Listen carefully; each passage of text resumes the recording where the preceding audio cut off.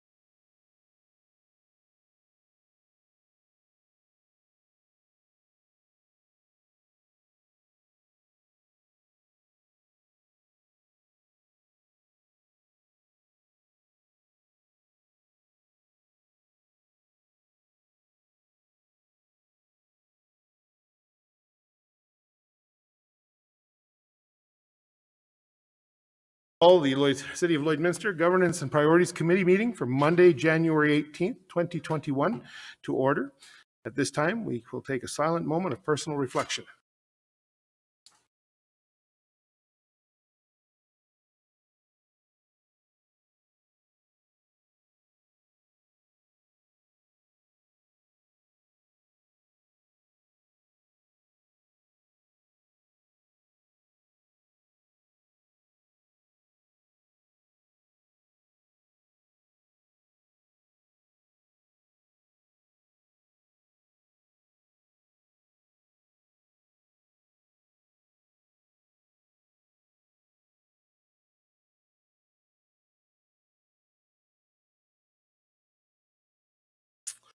As a reminder, all members of council are obligated to declare a conflict of interest or a pecuniary interest as per section 133 of the Lloydminster Charter regarding any item on this agenda. I will remind members that this meeting is for discussion and information gathering only. All decisions will occur during regular council meetings. I would like to thank all our presenters at this time for coming forward. With that, I will look to item number 2 on the agenda is the approval of the agenda that's presented. Councillor Whiting. I move that the agenda dated January 18th, 2021 be approved. Thank you. Seconder, Councillor Torson. Thank you very much. Is there any comments or questions on the agenda question that's being presented? Not seeing any. All in favor? Opposed? Carried. Moving on to item number 3, I'll look for direction on the previous meeting minutes. Councillor Whiting. I move that the Governance and Priorities Committee meetings dated December 7th, 2020 be approved. Thank you. For a seconder, Councillor Fagman. Thank you very much. Any further discussion on those minutes before I call for the question? Not seeing any. All in favor? Opposed? Carried. Thank you very much. Moving on to item number 4, we will go into public presentations. I would like to ask through the city manager. Good afternoon, Your Worship and Council. So for 4.1, we have the Lloydminster Junior A Bobcats Association here to present, and I'll ask the head coach, Nigel Dubé, to come up and present.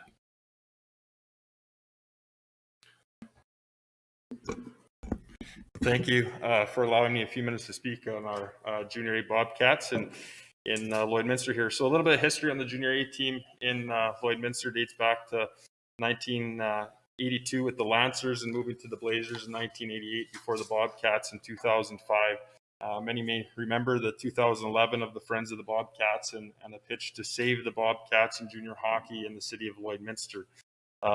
Moving from that, I think the big part and with the community economic impact in the city with having junior hockey from hotels, restaurants, casinos, everyone coming into our community to take part, and whether it be play or watch junior hockey, along with we as well employ 15 people through the Bobcats organization and the concession alone, well, opportunity for volunteering in other groups. One of the key things I'd like to discuss or mention about the junior Bobcats is that we keep everything local here. So everything we purchase for the concessions, for our hockey equipment, merchandise for us to sell, everything that we do is purchased within our community and stays within our community. And I think that's a big part of us being a community-based team and a team for the community. We also bring in and host a lot of events with our family weekend, our evening champions and awards banquets. Those events are hosted within organizations and businesses around our community. Many will also remember the 2016 RBC Cup that was televised on TSN and was about a 10-day event held in the border city throughout that. From that, an RBC Legacy Scholarship was started, which is allotted 5 scholarships of $1,000 a year for 12 years off of that. We're very heavily involved in the community, from school visits to holiday hampers. During the start of COVID, we had the family fun run and raised $3,700 for organizations within our community, and a big part of giving back. As you see up there, there are many different things that we also involve ourselves in, and we believe that's important for our organization and for our players coming into our community to be a part of our community and to give back to our community. We also had a Kindness Wins game last year, February 26th, where it was a free game for the public that had over 1,100 people attend the game for free with no cost. Every fan left there with something. that they could take home, be involved in, and also a good cause. The things go on. We had Hockey Hooky Day for the last 3 years, which was in partnership with the schools, was an afternoon game for all the kids to come and attend. And again, it was a free game for those involved. What we have ahead of us is bigger than what it was. When I took over the team in 2018 as head coach and general manager, there was a lot of hurdles to overcome. And those hurdles continue to happen with a pandemic that nobody ever thought. Between the restrictions, we're at a point now that every day that goes by, there's an opportunity or a chance that we might lose our season. The operational costs continue with that, though, and our day-to-day, we heavily involve ourselves and rely on sponsorship, which makes up 60% of our budget. And of that 60%, a lot of those are involved in the energy and oil sector. The crowd restrictions, we played 10 games this year. We're only allowed 150 spectators. With Saskatchewan guidelines, we actually couldn't play the first few games in Lloydminster underneath of the restrictions in that. Our ice rentals continue. We're actually starting today at 4 o'clock. We're starting skills. So any open ice that was available through the city, we've rented, and we've offered that to youth in the city at a very minimal cost to cover the ice costs and to get them back on the ice following all the guidelines and restrictions. The 2020-21 survival costs are upon us already, even though our season for next year isn't starting until August. Around the AJHL, we've seen many different things. The Brooks Bandits received $250,000 in grant money, and from $250,000, I should say, in credit money towards their lease, their ice, and any city facilities that they were received through the city through the grant. We've seen the Bonnyville Pontiacs in Bonnyville receive $15,000 in sponsorship from their city. The Drumheller Dragons signed a 3-year deal with their city for free ice and free facility use on a 3-year plan, reducing to 25% by year 3. Switching to the Saskatchewan, being the uniqueness of the border city, the Estevan Bruins and Estevan received $150,000 over 2 years cash from their city in efforts to reduce them asking community partners and sponsorship for money. The Battle for North Stars received free ice time and a reduced game ice cost in their association to help them in moving forward. From a league perspective, we've asked the Alberta government for funding. None of that has been approved. From an organization standpoint, we've applied for every grant and subsidy possible that we can. I think there's bigger hurdles ahead of us here moving forward with our costs and with our operation costs, as well relying on the sponsorship of 60%, and about 25% of it is made up of fundraising events and raffles that we can't have right now because of the restrictions. I thank you for your time and any questions. Thanks, Coach, General Manager Nigel Dubé. I'll look to council members for any questions or comments. Councillor Buckingham. Thank you, Worship. Thanks, Nigel, for coming in. Just a question that I didn't find in the presentation here with your current full-time staff. How many current full-time staff do you have on? Have you made any changes, layoffs, any changes like that to try and help offset your costs operationally day to day? Yeah, we had layoffs during the summer, and then when we came back at a minimal. So we have 4 people on payroll right now. So what are the 4 people that are on payroll, yourself, and what are the others? We have an office manager, assistant coach, and a sales. Good, thank you. Councillor Dachek. Thanks for coming in. You're one of several that have come asking for assistance, I guess, and support from the city, and it's certainly challenging and disheartening, I guess, to hear of the state where the club is in, as well as other businesses in our community. And I appreciate the fact that you shared that you applied for as many grants that were as available as possible, and I think a credit to initiative and not sitting around and waiting. The only other part, I guess, is that, in looking at us and asking every sort of taxpayer and ratepayer to support the team, the question when it was asked of us to support some other businesses, the part in my mind that was challenging around that is, how do I justify saying to people that perhaps don't even attend, that business, or won't attend a hockey game, that their taxes should go to offset and support, the hockey team.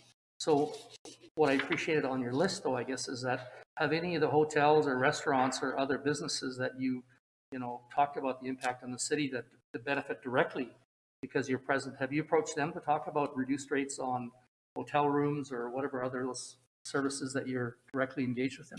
We work with them to offer a rate to anybody that comes in the community, and what we've done is to work with our sponsors right now through social media platforms or anything we can to help them through this to receive business. That's a big thing because for us, our players are coming into town and their parents stay there, so it's one of those that goes there. But as far as us actually using the hotels within Lloydminster, it's not. We're looking at the economic impact of people coming into Lloydminster and staying at those facilities.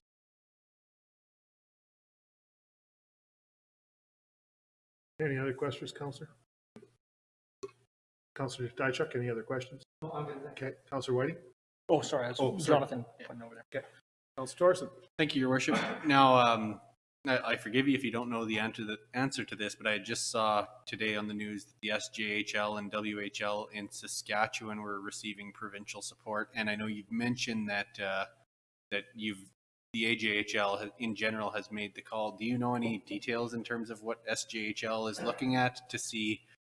Maybe if there's a chance that if it's happening in the one province, that likely the same problem exists in the other province, and you may get some appetite, at least politically, from the provincial government to, we'll say, have the ability to take on some of these issues a little bit better than I would say the municipal level. But have you heard anything about what they've gotten or potentially what could theoretically be coming to the AJHL? At this time, we don't know that exactly to a per team or per league. But what we've been doing as organizations within the Alberta Junior Hockey League is meeting with MLAs to try and push that. We've seen things in the media as far as MLAs going and supporting junior hockey along the way, and at the same time, from a league standpoint, they echo to us to go to our municipalities as well. Councillor? Thank you, Your Worship, and thanks for your answer as well. I think it's a tough challenge that I guess the entire league is, and you even described that several teams have been able to get some form of funding at the municipal level, but it's going to be a challenge at least to get through this year if you can't have some type of season, and especially because it's a gate-driven league, right? It's not like the NHL, which is TV deals is really where the money is. So, and not that there's money in junior hockey, it's more about the local game and everything, and the community side of things. But I was just curious in terms of needs and what the Bobcats are really asking for. Like, I understand, ice time is an option that you're asking for, but is there a number on the survival cost that you have in mind that one way or another the Bobcats either, through some vehicle of the city or through fundraising or looking at the business community, what's that dollar amount that you believe needs to happen to save the team? Well, for us, I think looking at the ice, obviously the ice thing is a big part. The uniqueness about our organization is that we don't actually have our offices located inside city, the arena, the civic center, just with the allowance of the room. So we have a private for our rental, for our office space and whatnot. The bare minimum cost that we looked at through from now until August, without a season, without any sponsorship, without any fundraising, is just under $18,000 from now till August. And what that would do is move us in the direction just to keep us alive until then, without going to sponsors. Like I mentioned before, we're starting a skills development thing today at 4. And we're willing to work and do whatever we can, from the phone lines to raffle tickets to anything we can. It's not sitting here hoping to here's a bailout and sit back and we're driven as an organization more than ever to continue moving forward. Any other questions from council? Some great questions from our side. Thank you for the information. Nigel, you've certainly enlightened us. I think that there was my apologies. No, it's fine. One more question, Nigel, if I could. We've had a number of NHL players that have come from this community, and I'm just speculating, but per capita, we may have one of the highest number of NHL players that have come out of our area.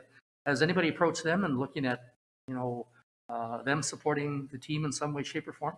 Yeah, there has been questions to that, but at the same time, it's a look back on it and wait and see. So we haven't had any responses as far as that went. The other part, there's been a lot of NHL players that have went on and called Lloydminster home, but haven't played for the Bobcats. So that's looked at a little bit different at times too, and respectfully so. Yeah, I was just thinking that, universities and colleges really rely upon their alumni and alumnus. And I mean, some of the college teams like NAIT have former WHL and players that come there, and their funding levels as an education institution. The guys' teams get new equipment and everything, and the girls' teams have to buy their own. So I know that there's a lot more resources available around the men's team, and it does rely a lot upon alumnus. And I'm just wondering whether we've tapped into that group of people that have come through our organization to create a fund or something where they might be able to contribute and get some recognition for. Yeah, I'm just thinking the amount that you need, between half a dozen players probably would be accomplished in a heartbeat. Yeah, and the one thing with that is we've even went back to the alumni that played for the team in the last few years to 10 years, and there's been a lot of players that have come through the city of Lloydminster, and to try and sell them a $50 raffle ticket's tough to do, let alone ask for $5,000. So one of those that I think that everybody's getting to the point of tapping, and then depending on their personal finances too, sometimes that $50 ticket's pretty tough to do. Councillor Whiting. Yeah, thank you, Your Worship. Thank you, Nigel, for coming in and speaking here today and in giving us a bit of insight into the Bobcats and current status.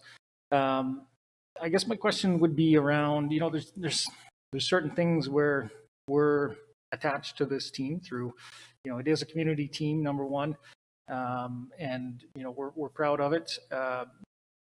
The tangible item, I guess, between the city and the Bobcats would be the ice surfaces, the pieces that you guys use that we do look after. Out between now and August, let's say, what you talked about a dollar amount to keep you guys going till August. What out of that, is there something that that contains the ice surface rentals, or is there a piece in that is ice surface rentals, or is that just to keep the doors open and you kind of just sit tight in a holding pattern until August, until we know what the future holds, or what piece in there also, I guess maybe moving forward, also contains or how much would be the ice surface rental portion? Well, it's going to be unique again with the situation that we're in with COVID and the restrictions of play, because where we're at right now as an organization, with playing very few games for this season, we're actually already planning for next year and signing kids for next year. And as they say, the show must go on. So between now and August, we're looking, what we usually have is a spring camp, summer camp. Typically, we'd have a 2-week hockey school in August that's open to anyone, which we pride ourselves on, again, keeping the cost low for that, for allowing kids into that. But now, even this past August, what we had to do is expand our ice time because of the restrictions. We had to go to 3 weeks just to get kids in because we turned way too many away in just a 2-week period. So between that and when you look at our spring camp, which is usually held the second week in April, we could put through up towards 120 kids. Well, there's nothing happening right now with 120 kids. So even with when we're planning for what's ahead, we're looking at multiple camps that could happen through April, May, June, just to get kids through here in a fashion that still follows all of the protocols and guidelines, which leads us right into June camp. And then again, planning for our August hockey school camp. So before there, so there's a lot of ice use between now, even if there wasn't a season to play. And if the season does go on, they're looking to extend it as long as possible.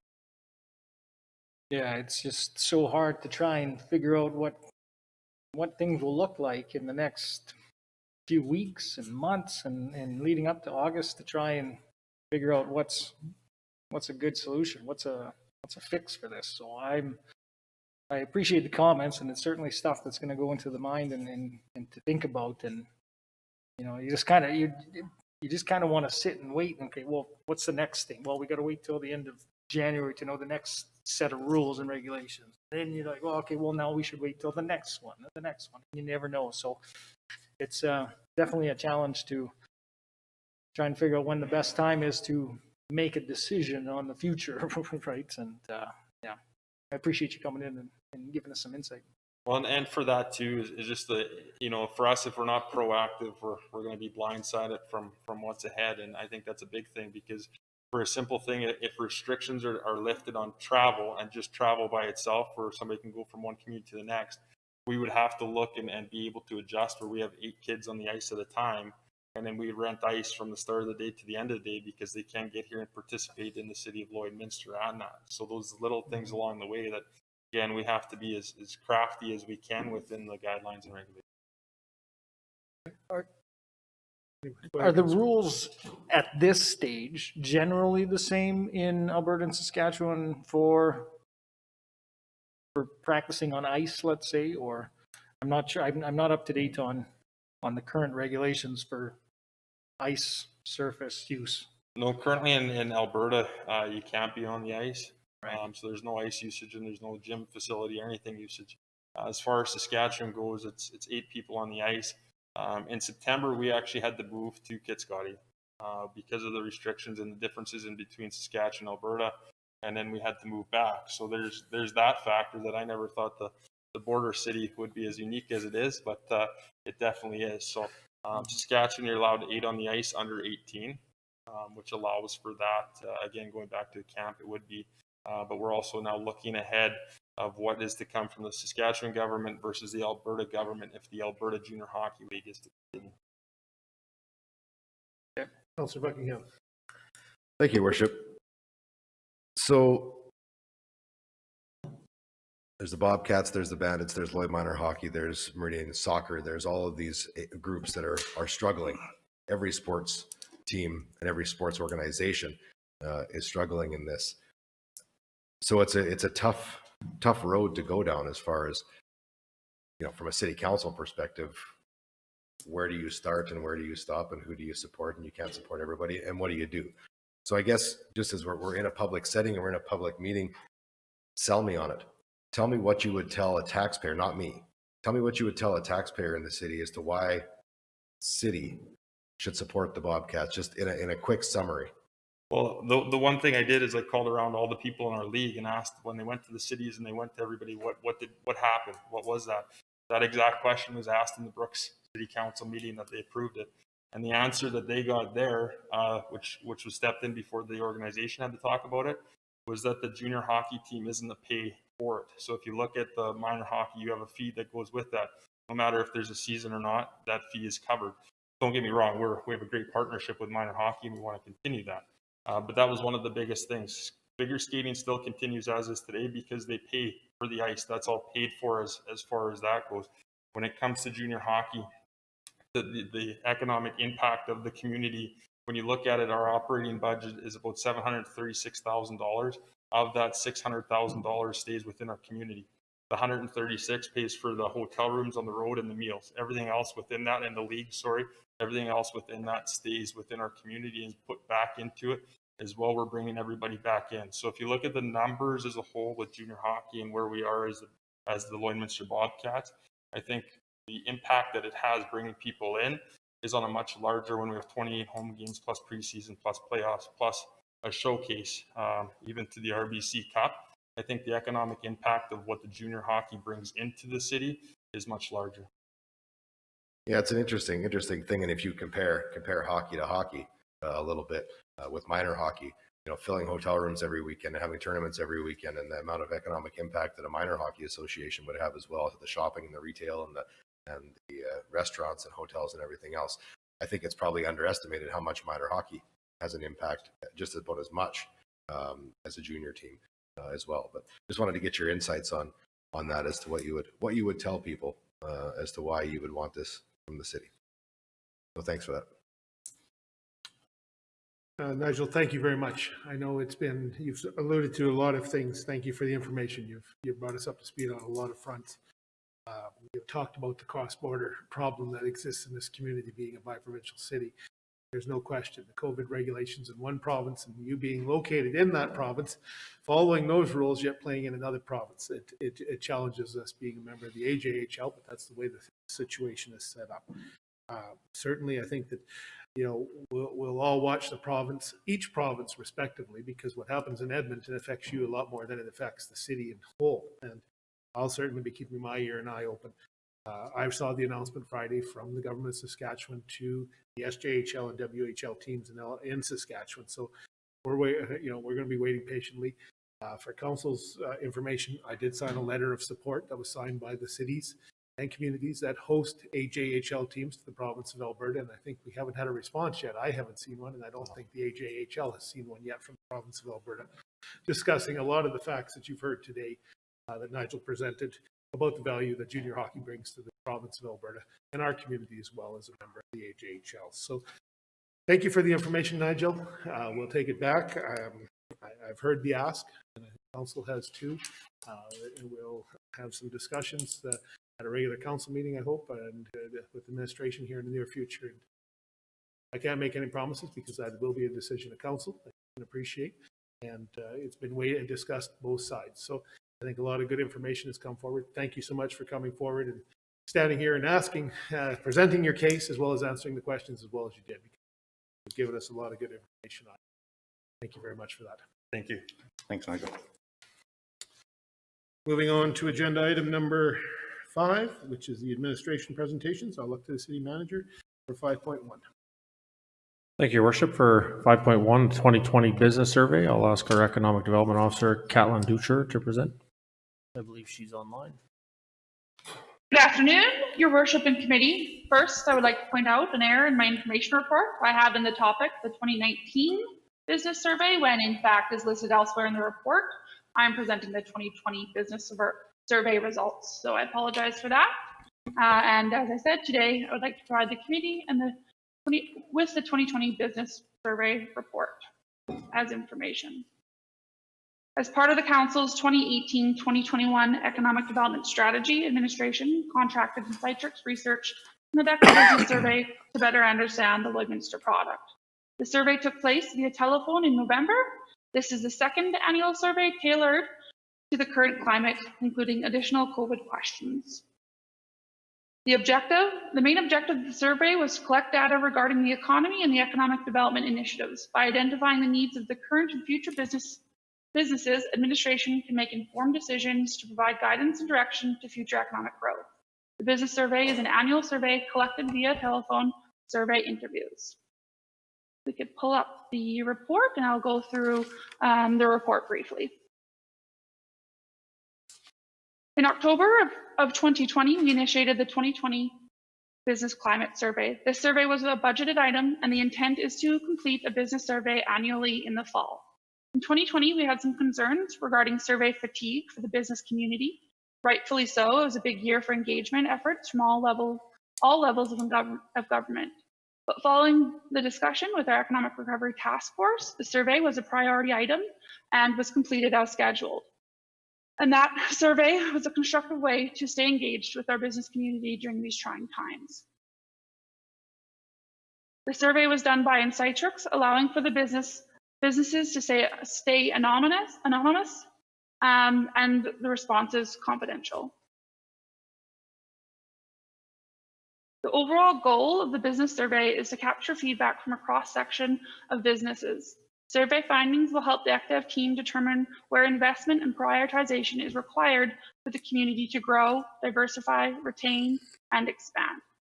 Specific research objectives of the study were as follows: strengthening communication with the business community to help establish or further enhance working relationships, assess the impact of COVID-19 to Lloydminster businesses, achieve a sense of economic pulse of the Lloydminster marketplace, and identify key strengths associated with conducting business within Lloydminster, as well as identify key issues, challenges, and barriers of conducting business in Lloydminster to ensure that the city prioritizes future operational plans, economic initiatives, and investment, as well as comparing findings to the 2019 survey results and identifying any shifts that have occurred within the past year.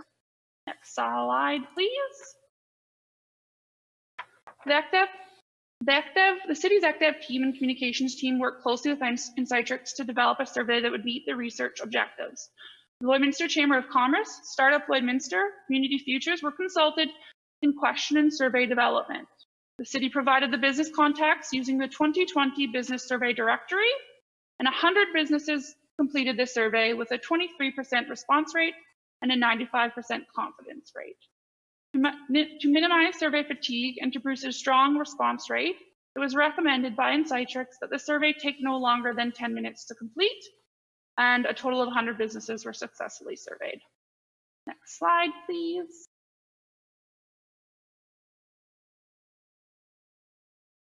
So the key findings. So one is steady satisfaction. Satisfaction within the city remains stable despite the challenges of 2020. The availability of property and space and the availability of labor have improved this year, although satisfaction with the internet services and local roads and streets has declined. Two, the COVID impact. COVID has obviously had a significant impact on businesses, and most decision makers report reduced revenues and pandemic-related stress. This being said, most businesses have been able to hold on despite these challenges.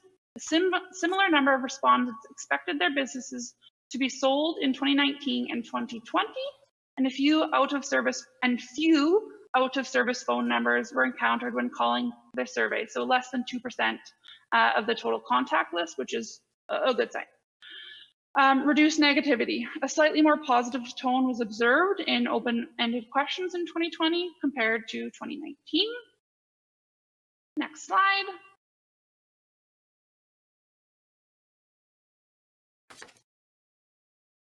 The opportunities identified. Maintain strong performance in key business areas. Business decision makers are satisfied with the business-related areas and had few additional requests for COVID-related supports. Continuing this strong performance will provide a strong foundation for businesses to recover once the effects of the pandemic have dissipated. Provide financial assistance where possible. Respondents desired improved access to financial aid more than any other of the COVID-related supports. Promote local shopping. Respondents support shop local messaging as a strategy to increase their revenues and get a head start on post-pandemic initiatives. Time allows the city can invest time into developing strategies to attract more business and retain business within Alberta and Saskatchewan. Next slide, please. Additional considerations. The city may wish to implement the following strategies to assist Lloydminster businesses. So listed are economic recovery grants, one-on-one support programs, and continuous engagement with small and medium-sized businesses. Happy to report the current initiatives and budget items align with these considerations, which is great news for us. Our active partnership and the Think Lloyd First initiative, approved budget within economic development for Startup Lloydminster, an organization that offers one-on-one mentorship and coaching, and improved communication of small and medium-sized businesses through our business retention specialist that we are currently in the process of hiring. Next slide, please. Okay, despite the 2020 challenges, including the pandemic and the continued economic downturn due to oil and gas, ratings remained largely unchanged for Lloydminster as a positive place to do business. 49% of respondents rated Lloydminster 8 or higher on the scale of 1 to 10 as a place to do business, with an increase of 3% over last year. Next slide. Similar to 2019, satisfaction with doing business in Lloydminster remains high, with a decline in satisfaction on internet services, local roads and streets. Satisfaction with the availability of health and medical services remains high and consistent with 2019, an indication of positive opinions of the availability of testing and continued access to regular medical services during COVID-19. Next slide, please. Attitudes of doing business within the city has largely stayed the same since 2019, with 51% of respondents remaining the same and 10% more positive and 39% more negative. 87% of respondents would recommend Lloydminster as a place to do business, which is still great news. Strengths and challenges. Next slide, please. Identifying strengths and challenges of the local business community is fundamental in fostering business retention and expansion and ensuring the city is able to market and attract business as well as skilled workforce. Identifying key issues and challenges of conducting business in Lloydminster will ensure we are prioritizing operational plans, initiatives, and investments. Next, back please. Lloydminster's key strengths include border location, which later will also be defined as a challenge, 29%. 20% say the small community feel. Community in Lloydminster was more frequently mentioned in 2020 over 2019. Decision makers value the ability to form strong relationships with repeat customers and loyalty shown towards their business. 15%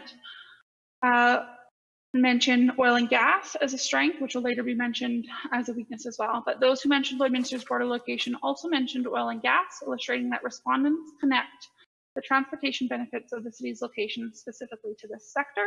And 11% mentioned the diverse economy as a strength. Respondents specifically mentioned the agricultural sector, solidifying that agribusiness activities have been one strategy the business community has deployed to diversify and shift beyond oil and gas. Next slide.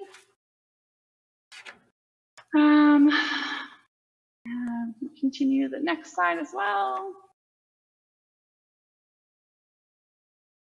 So the challenges of operating a business in Lloydminster, decision makers identified a number of them and some which are also identified as strengths in the previous slide. On trend with 2019, oil and gas has been identified as one of the most mentioned challenges, bumping up to the #1 spot, with select comments indicating that some had noticed an increase in related business activities before the pandemic hit. The economic downturn comments are less common in 2020 with the pandemic and its economic challenges being the forefront in people's minds. #3 challenge included the government regulations, specifically the difference between two provinces was identified by respondents. That was mentioned by 17% of our respondents. Challenge #4, the border city location. Challenge #5, taxes. Some other challenges that were listed, again, going back to some of the strengths, was the economic diversity, people not shopping locally, and the costs of doing business. Next slide. Attractions, supporting local initiatives, and tax breaks are the top 3 mentioned key focus areas, with some comments being as follows. The single biggest factor the city has to deal with are the taxes. They could promote local shopping to bring in more people from outside. Looking forward to the development of the Lloydminster Airport and building infrastructure with COVID-19 happening. Next slide, please. The open-ended questions involving what are the supplies or customers, what kind of supplies or customers could be attracted to Lloydminster that would benefit your business? This was open-ended again. What kind of, excuse me, sorry. Was met with a broad array of answers with the expression that a general increase in the number of residents instead of a specific type of resident. Next slide.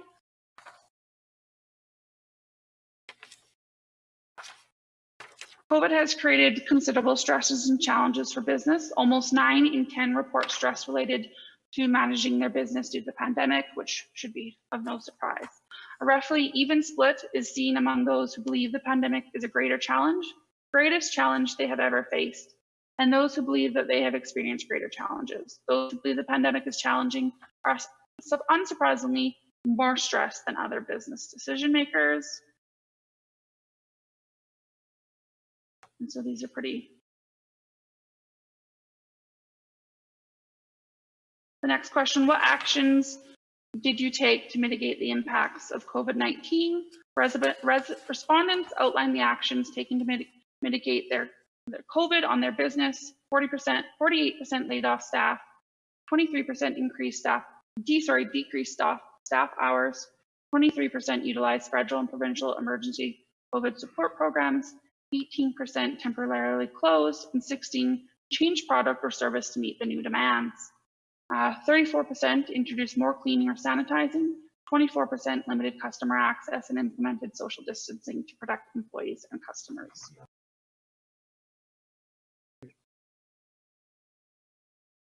So I think next slide, please. With the impact of COVID-19, 3/4 of businesses seeing decreased revenue this year compared to the last year, more than 2.6 times of the proportion of 2019, although notably more businesses expected to downsize compared to last. The overall number of these businesses remains relatively small. So 74% of businesses seen a decrease in revenue in 2020 compared to 2019, which is, again, not a surprise, with the number of businesses that expect to close or be sold consistent to that of 2019 at 4% to be closed and 11% to be sold. Alternatively, 31% of respondents expect to expand in 2020, which is down from 2019, but still strong. So another open-ended question in regards to COVID-19. Specific to COVID-19, are there any support services you feel are missing or would be of value to your business? Over 50% of the respondents felt the city had provided adequate pandemic-related supports, financial aid being mentioned the most frequently, with 1 in 10 leaving such comment. A broad spectrum of comments on masking and comments specific to the provincial government's information on business tools and protocols were left, ranging from that they were adequate to they weren't adequate, to that masking should be mandated to masking should not be mandated.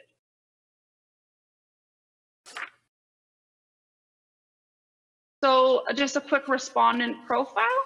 So we can get a picture as to what our 100 businesses, what they look like in regards to our business community. So we feel that Insightrix did a fantastic job of surveying a broad spectrum of respondents. 34% of respondents had 6 to 10 employees, 6% with 1 employee, and 2% with 100+ employees. Lloydminster has an experienced business community, and that is evident with 59% of respondents being in business for more than 10 years. Owners and executives and managers were the targeted respondents. Target reached with 94% of respondents at that upper level management. Excuse me, sorry. 20% of respondents own the property that the business resides at, while 73% rent or lease. So just to break down the industry, next slide, please. Again, across section of businesses and industry that were surveyed, including accommodations, arts and marketing, construction, entertainment, healthcare, manufacturing, mining and oil and gas, professional services, real estate, retail, service providers, transportation, wholesale, and other. In conclusion, this report will be used to assist the ECDAV team in prioritizing efforts, initiatives, and investments that help the community grow, diversify, retain, and expand. This report will be circulated to the business community as well as to the local business supports so that they can build their plans based on the current needs of the community. Any questions in regards to the report? Thank you, Caitlin. I'll look around. Councillor Torson. Thank you, Your Worship. Can you hear me okay, Caitlin? I can, yeah. Okay, perfect. Yeah, just overall on the survey, I guess, I think that it's important that we do it to even just kind of get a marker of where we're at relative to the challenges that are ongoing right now.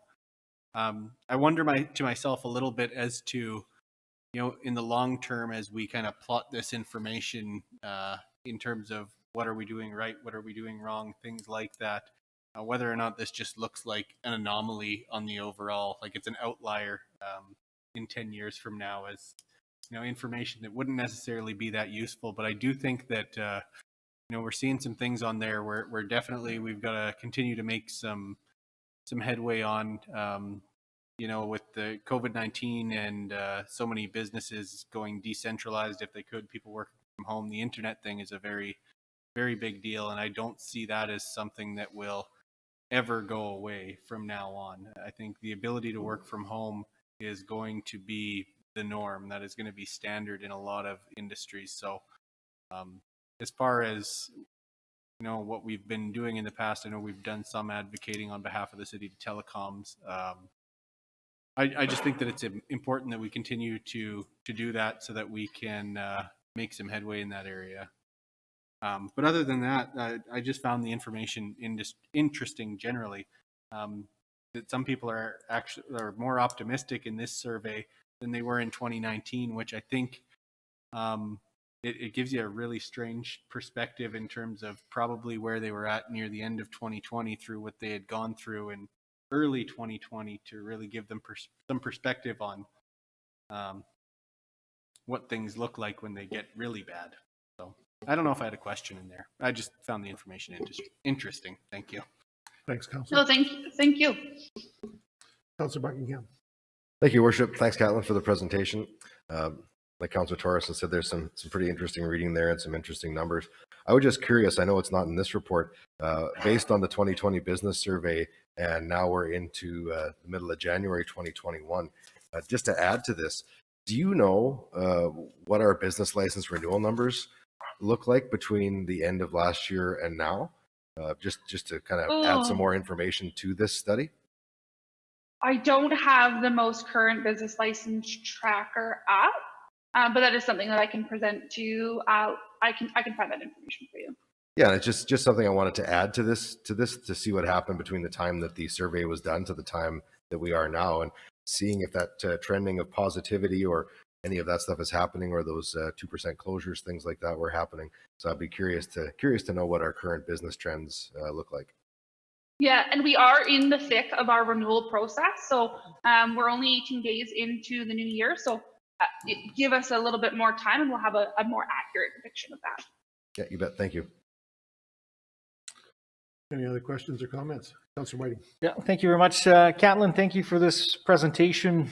I think about this and timing, and man, I feel like this survey could be completely different 1 month forward or 1 month after, and it's tough to get a good solid gauge on businesses and their attitudes at a specific point in time in 2020, man. I'm definitely taking this into consideration as a whole, and certainly gives some things that we can do better at. And of course, like Jonathan's mentioned, the internet and service providers in Lloydminster is a big one. Yeah, I don't think I have any questions at this time, other than just want to make a statement that it's a unique one for sure. Councillor Marin, and then I'll follow with Councillor Batchel. Thank you, Your Worship. And Catlin, thank you for this great report. There was a couple of things in it. Were you happy with the response rate of 23%? Is that pretty typical of what you would expect? We were happy with the response rate. Typical of what we would expect for this type of project. And Insightrix was really happy with the response rate. Okay, great. Thank you. And then I just wanted to look at slide 6, where the opportunities are. And I think this is an area for us to really focus, is the maintain strong performance in key business areas, provide financial assistance where possible, and the city certainly has responded how they could, promote local shopping. We've seen lots of that type of promotion in our community, and I think that's something that we really need to continue. And then get a head start on post-pandemic initiatives. And I think you're doing some really great work already in economic development, but I just noted that that's kind of threaded through the report. And in fact, one person said any economic diversity would help our community. And so I think that's probably your number one focus for this year. And I just would invite you to comment on that. So the Head Start on post-pandemic initiatives, absolutely, it is one of our main priorities for 2021, and looking towards the future and looking to see what diversity, what options are available, while looking after our current business community. So we are very active in looking at those new opportunities and those opportunities within other sectors, including agriculture, value-added agriculture, technologies, manufacturing, looking to see how we can, and I know it's cliche, and I know that it's being used all the time, but retool and put our communities to work in things that they're familiar with. So not necessarily forgetting and starting anew, but just making sure that we're putting our skilled labor to work and making sure that they have opportunities to them. So when you talk about diversification, we are looking very specifically at a number of different opportunities, and that is one of the top priorities. Yeah, thank you very much. Councillor Dachuk. Thanks, Your Worship. Pardon me. Thanks, Catlin. There's some interesting stuff in there in terms of actions to mitigate the impacts of COVID-19, and almost half of those surveyed, reduced their staff. I was pleased to see that, there were people who are taking advantage of the Federal Provincial Emergency COVID-19 Support Program. So about 23%. Because I know when we had the startup come in and there were grants available, like it was a really slow startup and people taking advantage of some of those grants. So in the end, obviously, 1 out of 4 businesses approximately, or 1 out of 5, took advantage of that. The other part that was surprising to me is that 73% of the businesses actually rented their facilities and didn't own it. And so I guess the other question I sort of wondered about is that, were they trying to renegotiate rent rates? And so obviously we can't anticipate all the questions, but nobody suggested that was one of the strategies that they attempted to look at. So 7 out of 10 businesses are renting and wanting to stay in business. It seems to me that having someone stay in the building is better than someone not being in the building. And so I wondered if that's an area that maybe just didn't surface and is happening in the city, and there's more there than meets the eye. The other part that's always fun with these surveys is that one person's challenge is another person's opportunity. So we see diversity of population being a challenge, and then at the same token, it's an opportunity later in the study. And there are many of those examples. So it's interesting to see those entrepreneurs who see the challenge versus those who see the opportunity. And I think the upside, as you pointed out earlier, is that the percentage of people that look at expanding and growing, which was 31%, I think, is some number in there. So there is a strong entrepreneurial spirit within the community. We could see it from that. And there are people taking advantage, obviously, some of the programs. The part that really, for me, as I look at this, is laying off staff and reducing staff as part of the solution. And I get it. If you're depending on the business you're in, the staff may be your 80% of your budget, and you're really left with not much to do at that point. So there are scenarios where that's the only option. On the other hand, what it does do is it continues to create a downward spiral in our community and really reinforces the need for some economic recovery sort of actions or initiatives that we can be involved in supporting and growing in our city. So not much for a question, just observation, and there's pieces of data that you want to go back and see if they correlate or not. But it's interesting to compare this survey to the other one, and look forward to chewing on this more. Thanks, Kathleen. And just to further comment on that retail piece, so we do know that those negotiations are happening, and that in comparison, and I don't have the numbers on me, but in comparison to vacancy rates of retail and commercial space, Lloydminster's numbers are I wouldn't say good, but they are better than some positions that other communities are in. Thank you, Catlin. I've got Councillor Thorson, followed by Councillor Whiting. Thank you, Your Worship. Just one thing I just wanted to mention, at least from perspective that I've seen and heard through what I do through my regular job now, is with the rental relief programs. I know the ones that were put on by the federal government did not get as good of buy-in as I think was hoping on that, because it put all the onus and burden on the landlord rather than the renter. So the renter would ask, the landlord could say no, and then that was the end of the line. So if the landlord didn't want to put in the effort, then it just didn't happen. And that was fairly common. And I've talked to business owners through the city who found that their landlords just did not want to put that effort in. So that's one, problem that especially that comes with, maybe folks not believing that there was, the resources available to them, and even the resources that were available to them, they weren't able to access them because of something else in the way. So it's really, really unfortunate. one other thing I just wanted to, I kind of wanted to ask, this is a real question. Within our promote local shopping item on page 6, is we do say within this report that's reported by the city that the city should be considering to offer contracts to local businesses and provide that municipal support. I just think that it's we have to be very careful when putting that in a document like this, given the new West Trade Partnership Agreement. If we are saying regularly that these have to happen in a certain process and that we have to do things a certain way to be able to be within the law, I just think we have to be careful in terms of our own documents. I believe, Absolutely. yeah, because it says the city has the opportunity to be a leader in this area by preferring local businesses for municipal contracts. I think that the messaging in that could, could be difficult, at least because there's already a belief that the city can just choose to use local on anything whenever they feel. But there are certain rules and regulations that we would have to follow for that to be true. It would have to be under a certain dollar limit and within our purchasing policy. And there's some hair on that statement is what I'm trying to say, that we want to be careful having that on one of our own documents when it isn't necessarily true outright.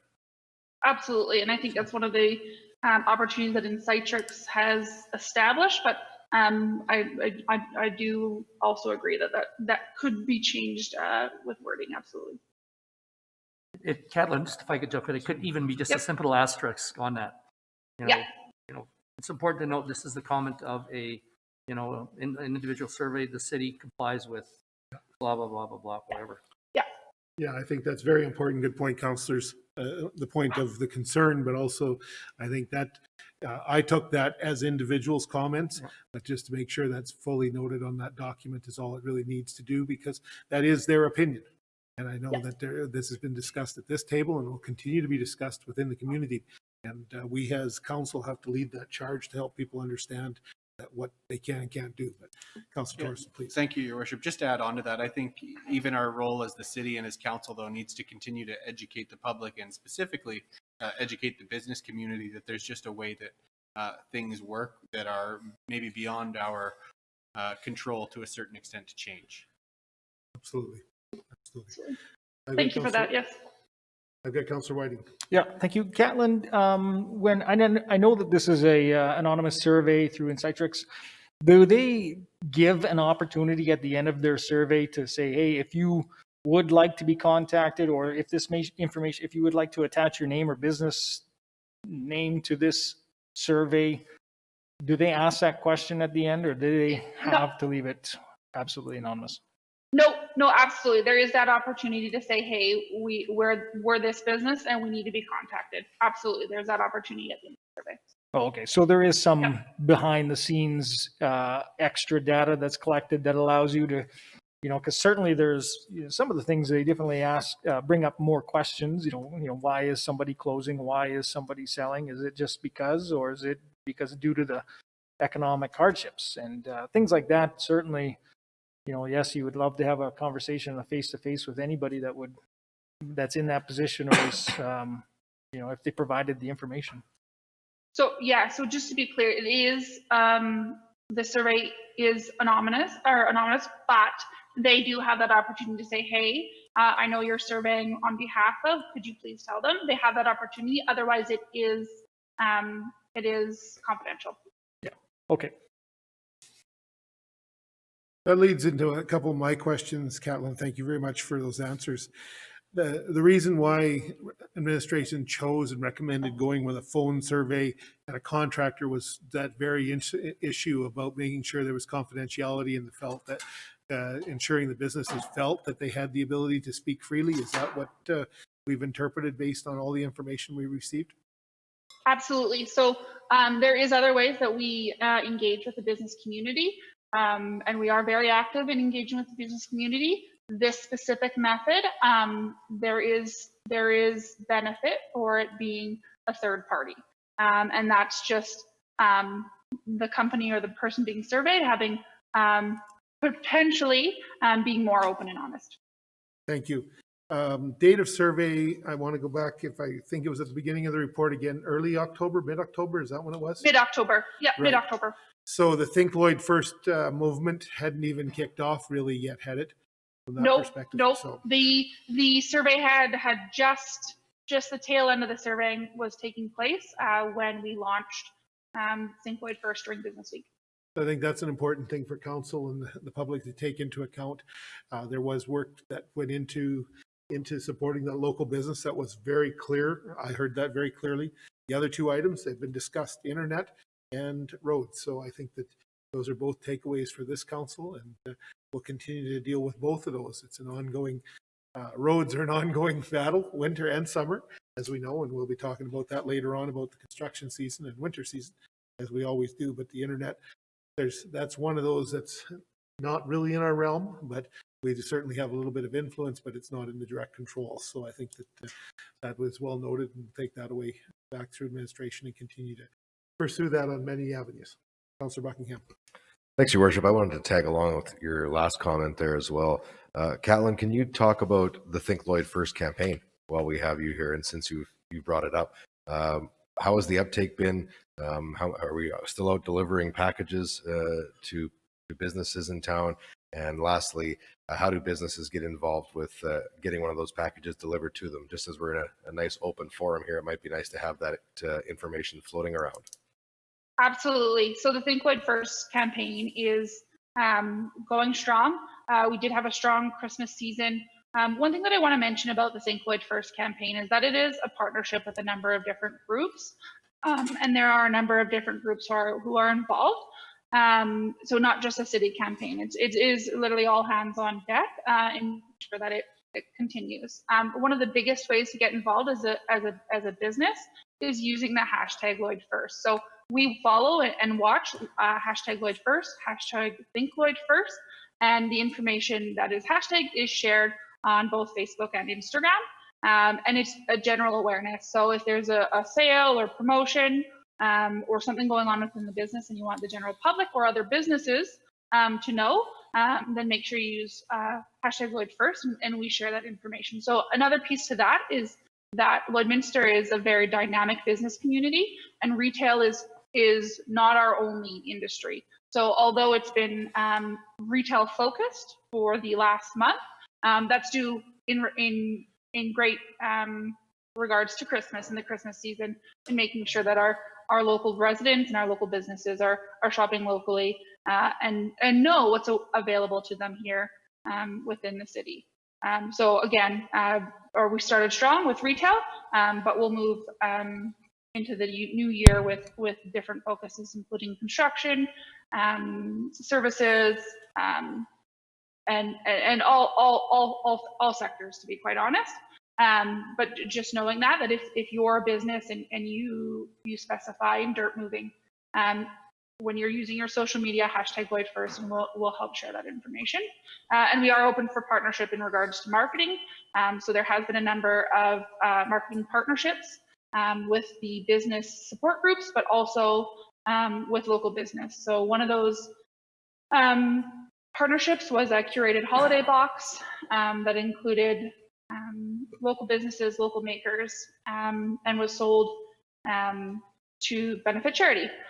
So just general awareness on what we have available here. And that was all an ambassador who came forward and said, hey, we want to do this and we want to support local. So we are open to those promotional opportunities and partnerships as well. But number one priority is making sure that we see you, and that's using the hashtag Lloyd. Can I just clarify? I just grabbed my phone and typed it in because I noticed it's something the other day. So as of currently right now, the hashtag Think Lloyd First has over 1,000 posts associated with it. So do we want people tagging Think Lloyd First or Lloyd First? Because you've said Lloyd First in this discussion. So just wanted to clarify. Lloyd First is the official. However, all three of those are followed. So hashtag Lloyd First, and we do use all of them in our posts. Hashtag Lloyd First, hashtag Think Lloyd First, and hashtag Think Lloyd are all followed and all shared. Yeah, so the Think Lloyd First, according to this here, has got quite a few more than Lloyd First. So, okay. Yep. Just wanted to be clear on that. Thank you. Thank you very much, Callan. CFO. Yes, just to answer Councillor Marion's question on number of business licenses. At the end of 2019, we had 1,789 licenses. And at this point, we have 1,755. But of course, there was a change in the bylaw, and there would be a number of seasonal licenses coming up throughout the year before we could have comparable numbers. Thank you. Thank you very much, CFO. Is there any other questions or comments? Catlin, thank you very much for your presentation. I think that you've given us a lot of good information to look at. Certainly, I would love to see a higher than 23% on that number, but we'll continue to work at that. And I think that's work that goes to your department and group there, administration, council, and the communications team as we try to encourage businesses to engage fully in providing that information and working with our partners, because I think it's very important to get as much information as we can when we do a survey. I appreciate the work that you've done with the Insitrix on this and the format. I think it gives us a good comparison as we continue to build on this. Could that also go back another year as an example to give us a little more trending on the reporting, if that's what we chose? Sorry, what was the question? Could you add a third year reporting, certainly just for the graphs as an example, now that we've done this for 2 years in the third year to try to get a little more long-term trending? Yes. On the reporting? So this is our second year, and 2021 will be our third year. Okay, and we could record all 3 years of certainly the graphs in particular. Would that be possible? Yeah, absolutely. Oh, okay. Yeah. Terrific, because I think it shows to the members of this council as well as the community what we're seeing. And I think that's got great benefits. So thank you very much for that. I'll ask one more time for last call on that report. Any questions or comments? Thank you very much, Catlin. But I believe don't go too far.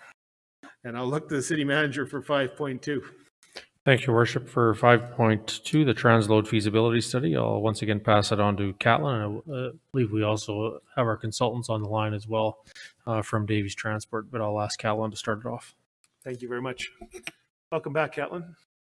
Good afternoon, Mayor and Committee. Thanks for having me again. So today we would like to provide the committee with the Transload feasibility study for information. A little bit of background on the report. The city of Lloydminster is uniquely located on the provincial border of Alberta and Saskatchewan. While unique, it's located between Edmonton and Saskatoon, is often touted as one of the community's best business assets. Additionally, the city is located at the intersection of the Trans-Canada Yellowhead Highway and is served by both CN Rail and CP Rail, serving as a regional hub. Lloydminster is the regional nexus for highway, rail, and air transportation routes and is home to many of the region's businesses, including trade and industrial services, retail, post-secondary, medical, and government services. The economic development strategy includes generating development through land and available assets, and encouraging business investment across key sectors, such as the city has determined that a strategic move at this time would be to commission a Transload feasibility study. So, Davies Transportation Consulting worked with regional partners to identify and analysis proposed rail sites, regional freight demand, regional transportation service providers and shippers, costs for development of a Transload facility, including capital costs of the rail spur and associated logistics infrastructure. Based on the findings, high capital costs and low estimated freight volumes, a Transload facility is not to be feasible at this time. Phase 2, the business plan, was not completed for this reason. The Transload facility may not be feasible at this time, but with increased industry and demand, may be viable in the future. And at this time, the business plan could be reconsidered. The city will work with the rail to qualify sites accessible for tracks by ensuring zoning and etc. is in place for rapid development of the sites for rail development uses. I would like to welcome Philip Davies, Norm Hooper, and Daryl Anderson of Davies Transportation Consulting to explain and to present on the feasibility study. Okay, thanks very much. Can you hear me? We can. Thank you very much, sir. Okay, great. Well, delighted to be here to present the results of our study on the feasibility of a transload facility in Lloydminster. For those of you who are not fully familiar, a transload facility is a facility where freight is transferred between truck and rail. For purposes of Lloydminster study, the primary potential benefit of that is potentially lower transportation costs, particularly where cargo has to be transported over long distances. And so that's kind of the focus of our analysis. I'll share my screen and see if I can start the presentation. I'm an amateur at Zoom, so bear with me. All right, we'll work with you on that. Can you see that? We got you back. There we go. That didn't work. Let's try again. Okay.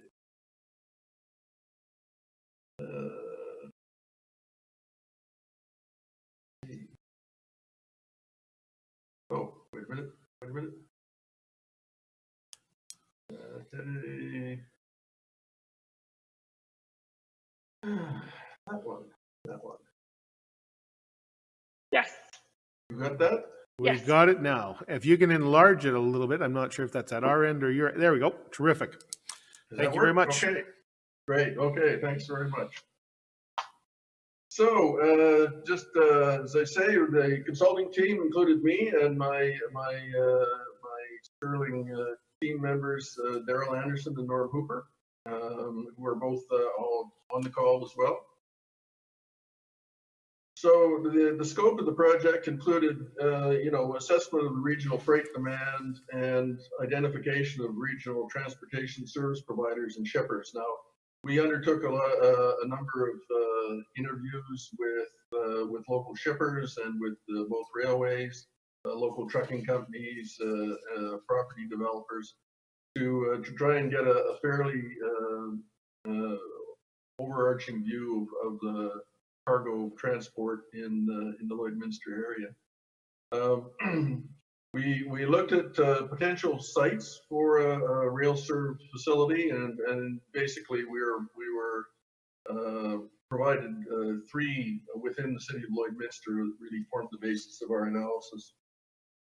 So on that basis, we looked at the feasibility and costs for the development of the transload facility, which including the capital costs of putting the rail spur in, and then any associated logistics infrastructure.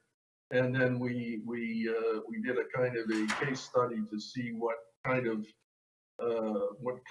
economics would be required for it to be feasible from a financial perspective. So no surprise, the major freight within the Lloydminster area is related to the 2 major industrial sectors, which include agriculture and, of course, the oil and gas industry. And for this table kind of summarizes the commodities that are transported, not for fairly long distances by industry. So for the major agriculture commodities, they're generally sent by rail to export facilities, primarily in the western ports of either Vancouver or Prince Rupert. Inbound traffic consists of a certain amount of fertilizer, which may be shipped by truck or rail.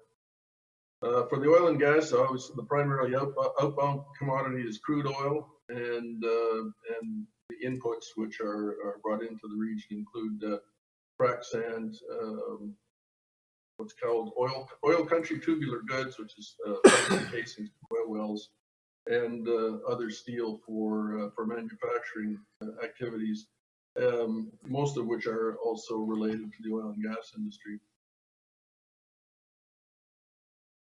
So the existing transload facilities in the region, there are really 4 of them, and they're all dedicated really to crude oil. The Torque Transloading is the only one within the city of Lloydminster at this point. They have a facility that has about a 40-car capacity right next to the golf course in Lloydminster. And Altex Energy has a large facility in Lashburn. And both those companies also have facilities down in Unity. So these are the three sites that we were asked specifically to look at in terms of the potential for a transload facility. The east parcel you can see is on the CP rail line, roughly 135 acres. The west parcel is on the CN rail line. Both of these, the east and west parcels, are owned by the city. The north parcel is also on the CP line, but is in fact owned by Husky. So we didn't spend quite so much time looking at that. It's not clear that that parcel would be available for development in the near future. So in order to understand the different types of facilities we were looking at, you have to understand the difference in the type of train movements. Manifest trains are, small blocks of mixed car types and multiple commodities, origins and destinations. So basically the railways have to assemble all these cars into longer trains and send them to the destination. So the facility can be sized to accommodate whatever the traffic volume is. So if they expect that you're going to be able to handle 20 cars a day, you can site it for 20 cars. And the example here would be single or multiple car shipment of steel or fertilizer. The other type would be a unit train, which is a train in which all cars carry the same commodity, shipped from the same origin to the same destination. The thing is that they have to be able to, the facility has to accommodate a full train. So, the industry standard would say minimum of about 8,500 feet. That means it requires a large land parcel. And it's really not economical unless you have frequent high volume shipments. So within the Lloydminster area, probably the most common model would be a high throughput grain elevator. So we looked first at the east site, and then this is a manifest train transload. So I think the capacity initial was this initial model was 20 carloads that would be served from the CP rail by the east part of the site. You can see that you can't really see, I suppose, probably on this illustration, but the road just to the west of this site is 40th Avenue. And if so it was served from the east, then it would mean that the railway wouldn't block 40th Avenue when they were serving the site. The estimated cost of this facility is about 1.7 to 2.3 million dollars in terms of the rail infrastructure and other associated costs. So using this basically as a model, we did a feasibility analysis, which is a financial model looking at a facility constructed for, in this case, looking at steel, which is brought into the Lloydminster area, both for drilling oil wells, which is drilling pipe and well casings, and then other steel products which are used in manufacturing. So obviously the volume of traffic for the pipe and casings is a function of the number of oil wells drilled in the area. Based on industry averages, we estimate that every well takes an average of about 90 tons of pipe and casings. Obviously, we couldn't expect that the facility would be able to attract all the business. So we've assumed a 50% market share for the facility for the regional demand, and added about another 25% for other steel products related to manufacturing, which are used within the region. And we did analyze the comparative costs of shipping those products by truck compared to rail, and found that it does appear that there are potential cost savings for shipping by rail to a transload and then in the Lloydminster area. So having estimated the magnitude of the transportation cost savings, then we had to look at the costs of the transload facility to see whether or not it would be worthwhile to undertake. So we estimated the land cost of $10,000 per acre, and this is not really based on the current industrial land price, but it's based on what we think the competitive alternative would cost, which is to say the alternative to building in the city of Lloydminster would be building outside of the city on some potentially lower cost, currently agricultural land. So $10,000 we thought was a reasonable estimate of what a developer would be willing to pay. The particular site which we analyzed was kind of a bare bones 20-car manifest train transload facility, about the cost of $2.3 million, and variable costs, which would include labor and rental of equipment for handling the cargo on and off the rail cars, to the trucks, to $100 and $150 per car. So based on that, we found that the break-even revenue requirement for the facility would be about, well, something over $850,000 based on a 12% cost of capital. Just to say, for a private investor who required to cast a return on their investment, they would have to get a minimum of that amount of revenue in order to get that return. And based on the market, the current market, certainly in the Lloydminster area, there's would not be sufficient traffic volume to cover the costs, which is to say that the high capital costs of building the transload facility would outweigh the advantages of the lower transportation costs. If I could just ask a question, your calculation, is it over 10 years, 15 years on the break-even cost? The break-even cost, Daryl, did you want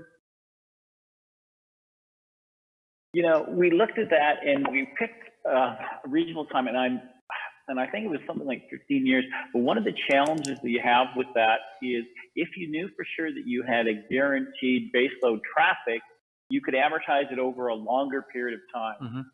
But when we did the market analysis, we were wrestling with, do we have evidence of that baseline traffic? And this leads into Phil's thing. So I forget what the number is. We didn't do it too short, like 4 or 5 years or anything like that. But we did play around with different kind of scenarios to see how much of a difference it would make. And it's not the main driver. Traffic volume really is a big determinant of it. Thank you. Yeah, and so I mean, really, the timing of the study is, I mean, is at a a very low point, obviously, in the oil and gas sector.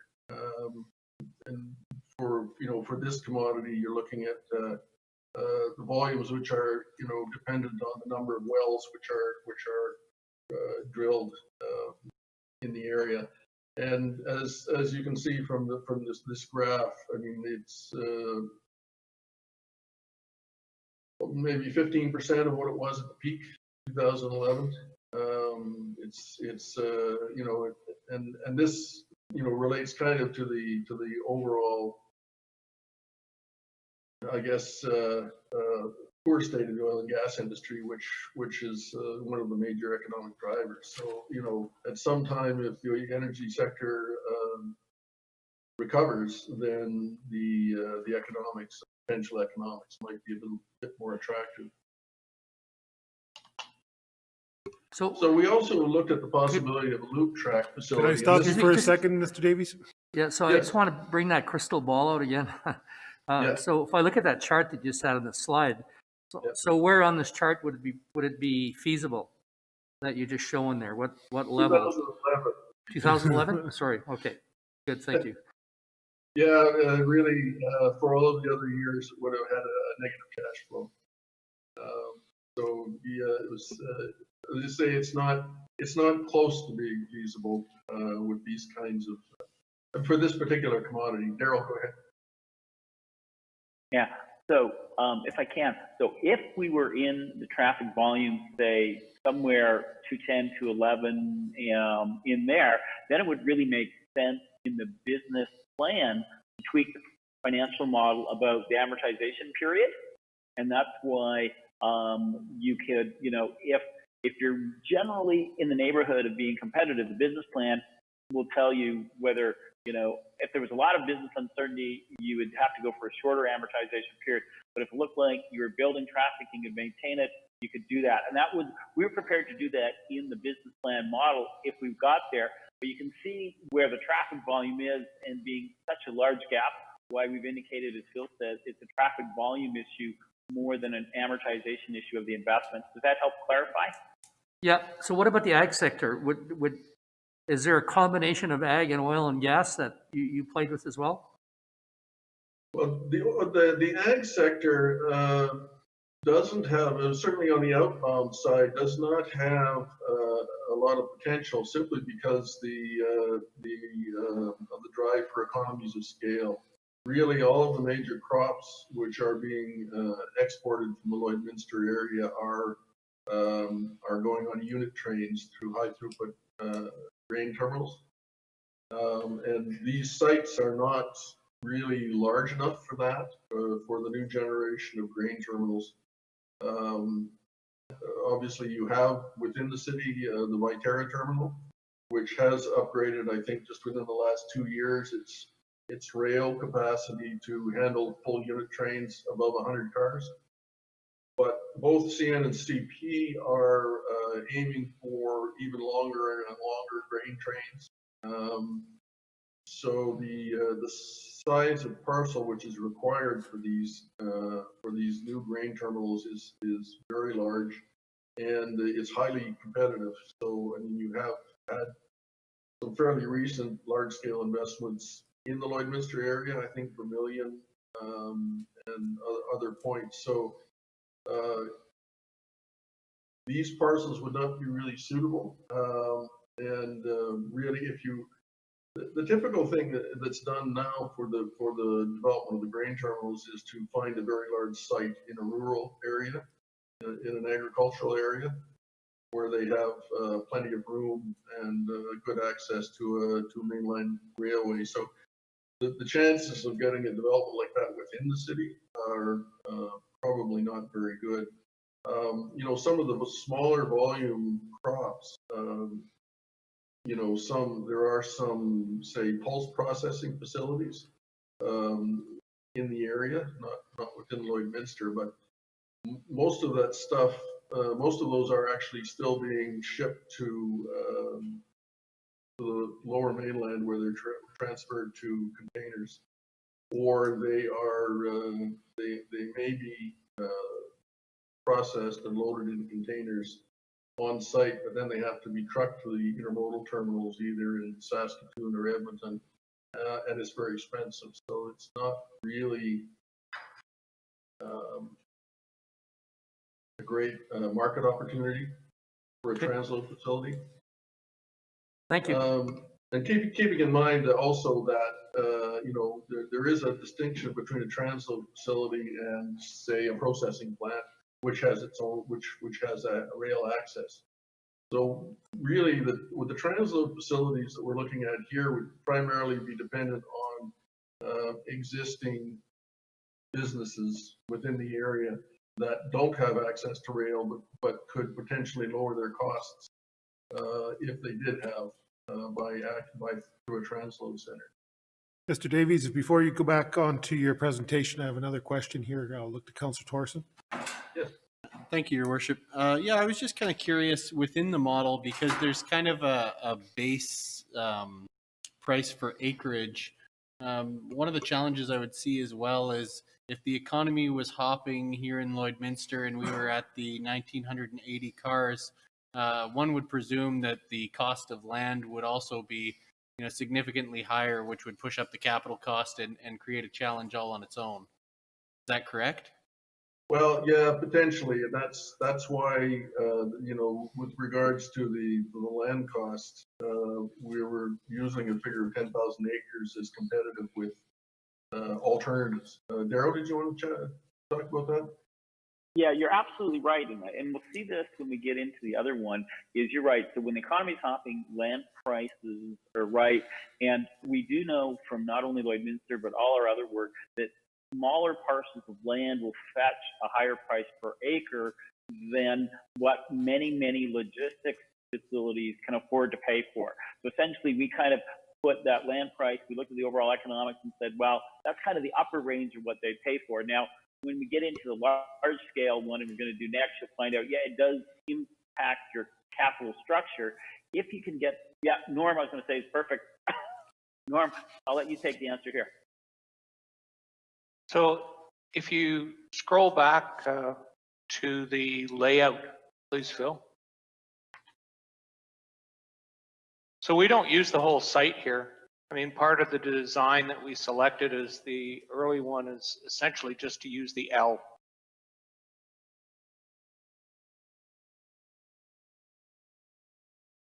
Like that reverse L in the red. So you have a parcel, you still have the balance of that parcel. Yeah, so for the manifest train facility, the land cost is not the major cost, I guess it would be fair to say. Yeah, right. And the other reason why we chose that site is, as Norm said, we could put an L in there, and compared to some of the other sites, it would be possible to develop some of the other portions of that property for other industrial use and not interfere with the railway. And you could think about it as a kind of an industrial development with some portion of the land rail accessible. And there again, if it ever got to the case of a business plan level, then you would fine tune your planning modeling and the cost allocation. But for the time being, the land costs that we have weren't exorbitant. They were an indicator of kind of, as Phil said, what would you be willing to pay compared to a competitive alternative? And when the economics are weak, you're not going to go above that kind of threshold amount that we put in our model. Sounds good. Thank you. I'll go back to Councilor Danchuk.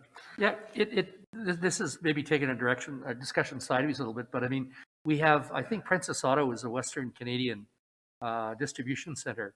So do these kind of distribution centers have an impact at all on the study at all, or is it because Princess Auto may have 500 trucks, whatever they haul their stuff, and they're locked into that, even though the train may be a cheaper way to go?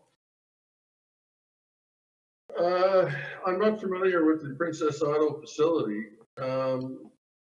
You know, many of the distribution centers are truck only. Okay. And for the most part, things like consumer goods, if they are shipped by train, tend to be shipped in intermodal containers.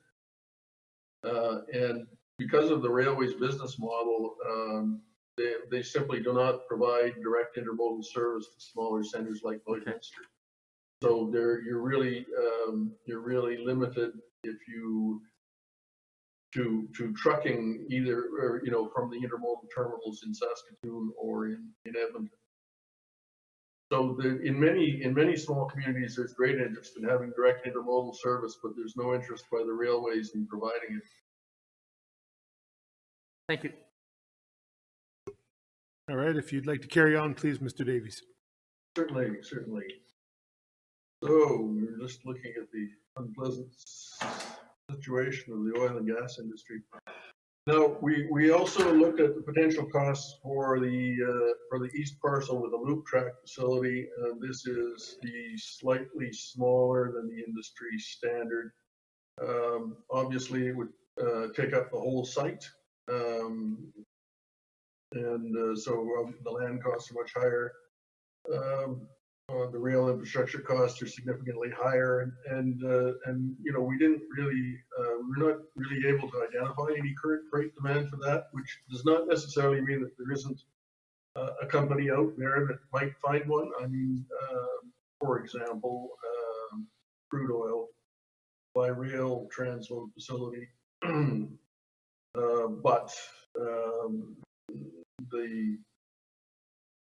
you need to find a company that was interested in making that investment, which is not impossible. As I mentioned, that the track here is a little less than a standard loop track facility. Catlin did ask us whether or not it would be possible to expand that and to the north, and yes, it would be possible, but it would require relocation of, you know, obviously increase the lot size and relocation of the access road, which is currently at the northern boundary of that facility. Go ahead, Norm. The loops were basically at a scope, but we included them because, I mean, one of the things that both of the railways are doing right now is trying to find and pre-approve rail-ready sites. And so you had a couple of good sites. And so we thought we would give you the size of the red box, as it were, of what you'd be looking at for the rail portion of these facilities and what it might look like. So it wasn't specific to the study, but it sort of grows out of it in terms of you're looking for some development. This is the sort of development that the railways are interested in partnering with. So we thought we'd give you what it might look like and what it might cost. Yes, and of course this is the bare bones of the rail infrastructure for that type of facility. Typically, a unit train facility also requires some sort of storage for buffers. If you've driven past the Altex facility out at Lashburn, you know they're full of, they have a large number of tanks and truck unloading stations in order to handle unit trains of crude oil. So that would be in addition to the rail infrastructure. But as Norm said, this is just an indication of what might be possible on the site. So, you know, to get through the conclusions, you know, we don't see sufficient demand at this point to support construction of a transload facility in Lloydminster. Having said that, you know, there are some opportunities for local shippers to take advantage of rail transportation if they can reduce their costs. And one would be actually to transload the existing CN and CP team tracks in Lloydminster. Both railways have tracks within their rail yards in the city where shippers can load or unload rail cars. So if shippers have you know some low volume of traffic, they could potentially do that without any additional capital investments. You know, as far as the economic development potential, we think that all three sites are very suitable for development of a rail-served industrial facility. It is an advantage for the city of Lloydminster, particularly to have competitive rail access and access to both CN and CP railways. And the availability of these sites really does provide an economic development opportunity for the future, we think. We did have discussions with the railways, and you know the city could work with the railways to qualify these sites by putting in place the zoning and other requirements are in place so they can rapidly be developed for facilities which use rail transportation. So that's it. Thank you, Mr. Davies. I look to council for any further questions or comments. Councillor Buckingham. Thank you, Worship. Thanks for the presentation. Appreciate all the work you guys put into this along with our team here. It's great. I just wondered, what are the key things that our administration, our city council, everybody should be looking for? How long does this study remain viable, and what things could happen or change that would really make us have to take a second look at this as things go forward? Are there some things that would really say, you know what, it's time to relook at this and go forward with that business case? I think that certainly the cost estimates, the rail cost estimates, would probably be fairly robust over some period. Norm, would you agree? Yes, the report lays out in some detail what all of the different components of the estimates are. So I think the estimates stay good for some period of time, and it's not difficult at all to update those estimates to current pricing. So yeah, go ahead, Daryl. The other thing that I think is both medium and to longer term and things you look for is that generally when things turn around, then there's a pressure to find new economic development sites and longer. And then what happens is when there's a delay, sometimes if someone's ahead of you, you miss that opportunity. So what clearly is everyone says you've got different sites that have different characteristics. Some could be suitable for manifest service. Some could perhaps be suitable for unit train. And from a land, even though this wasn't really intended to be a land use planning, Phil and I and Norm have worked on a lot of industrial land use planning. Those recommendations and having your land use planners really look at those things have a lot of values that are not time dependent at all.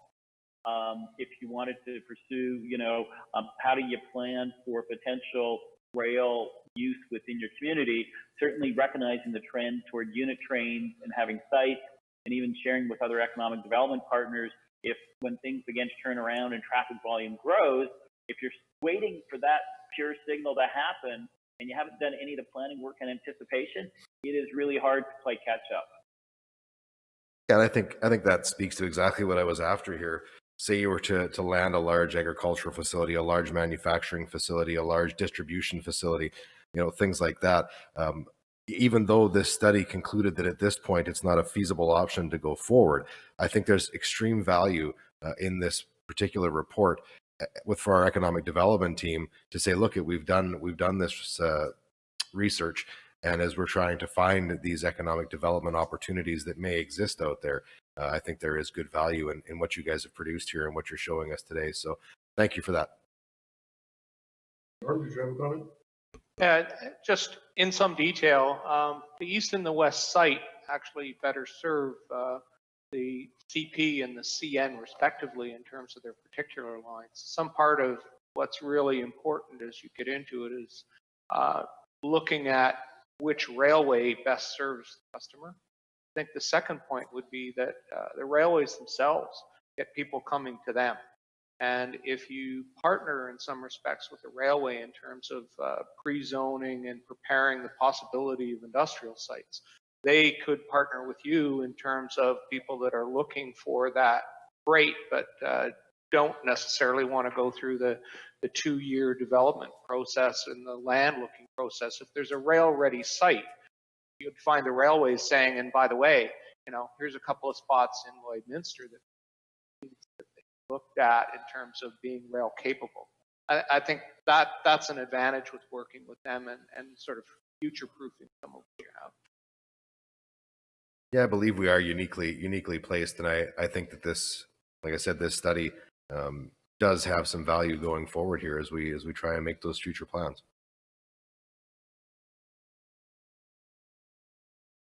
Thank you, Councillor. Councillor Whiting. Yeah, thank you very much. Just trying to get a bit of a feel for, and I don't want to beat a dead horse. I think we kind of can agree through this study that a transload facility as it's presented is not feasible at this time.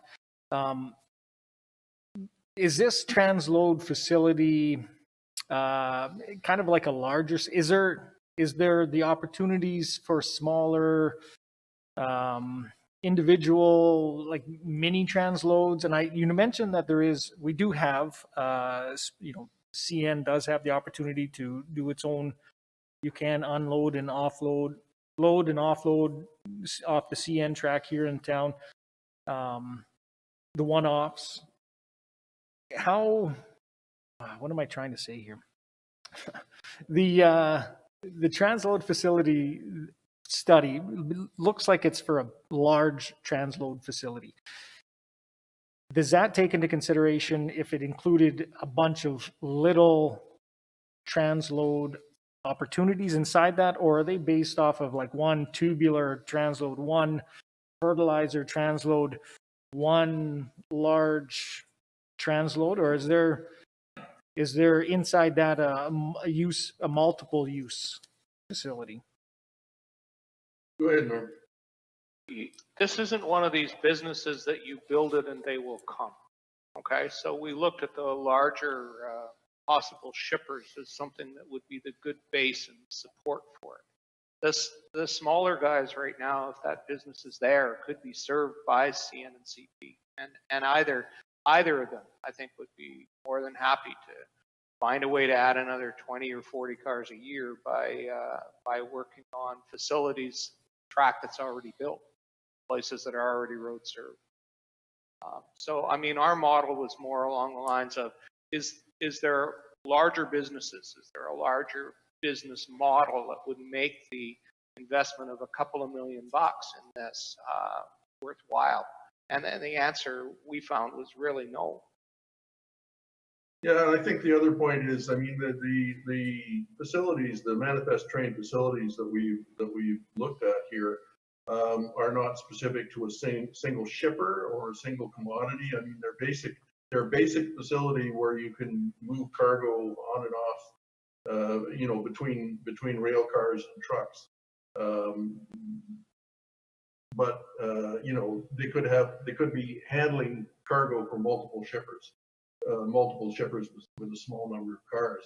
The only thing is you have to aggregate enough of the small shippers in order to get the traffic volume to pay for the capital costs of the facility. And we didn't really see the market from our analysis. Sure. And how unique is Lloydminster having this CN and CP rails in our municipality? Well, I mean, you know, it's not absolutely unique, but it is a competitive advantage because it does give shippers the opportunity to negotiate for better rates. The problem is for a shipper who has access to only one railway, then they tend to have a greater difficulty negotiating rates with their serving railway. Whereas if the railways have to compete with each other, then generally they're more flexible, shall we say. Yeah, So the industry term is service. The industry term is differential pricing. Mm-hmm. So, I mean, the ability to access both railways is a good competitive advantage for a shipper in volume, and large businesses like the potash businesses, some area, they actually locate facilities and build railways to give them, like 15, 20-mile branch lines, give them access to both railways to deal with the competitive pricing, differential pricing. Mm-hmm. And the only other piece that I didn't see in here, and I don't know, maybe it just isn't done because I haven't seen it around the area, but is livestock on rail. Is that something that isn't done anymore, or is it just not feasible to do? Or it's basically not done. Okay. All livestock is now trucked. So, I mean, I was with a CP rail in the late 70s when they were still moving livestock, when we were essentially having to stop trains and load and unload. I was at a derailment involving one time. Railways are not interested in this business. Okay. They're out of it 40 years. Okay, good to know. Daryl, you wanted to say something? Yeah, I think that one of the key thing to help people in the community understand about our findings, and I used to work for Alberta Transportation, still used to work for Transport Canada, lived on the prairies as well. So, is that the concept of having a whole bunch of small shippers ship small volumes is the exact opposite of where the railways want to go, which is why Norm did the analysis for the loop track. So I think the real question in using the findings from this study for long term is to always think volume with railways. And if you can get a main customer and you get that volume, you might add small incremental traffic where warranted. That's why I think Norm said if they've already got some rail lines and can handle 40 more cars a year, the railway isn't going to say, no, don't talk to me.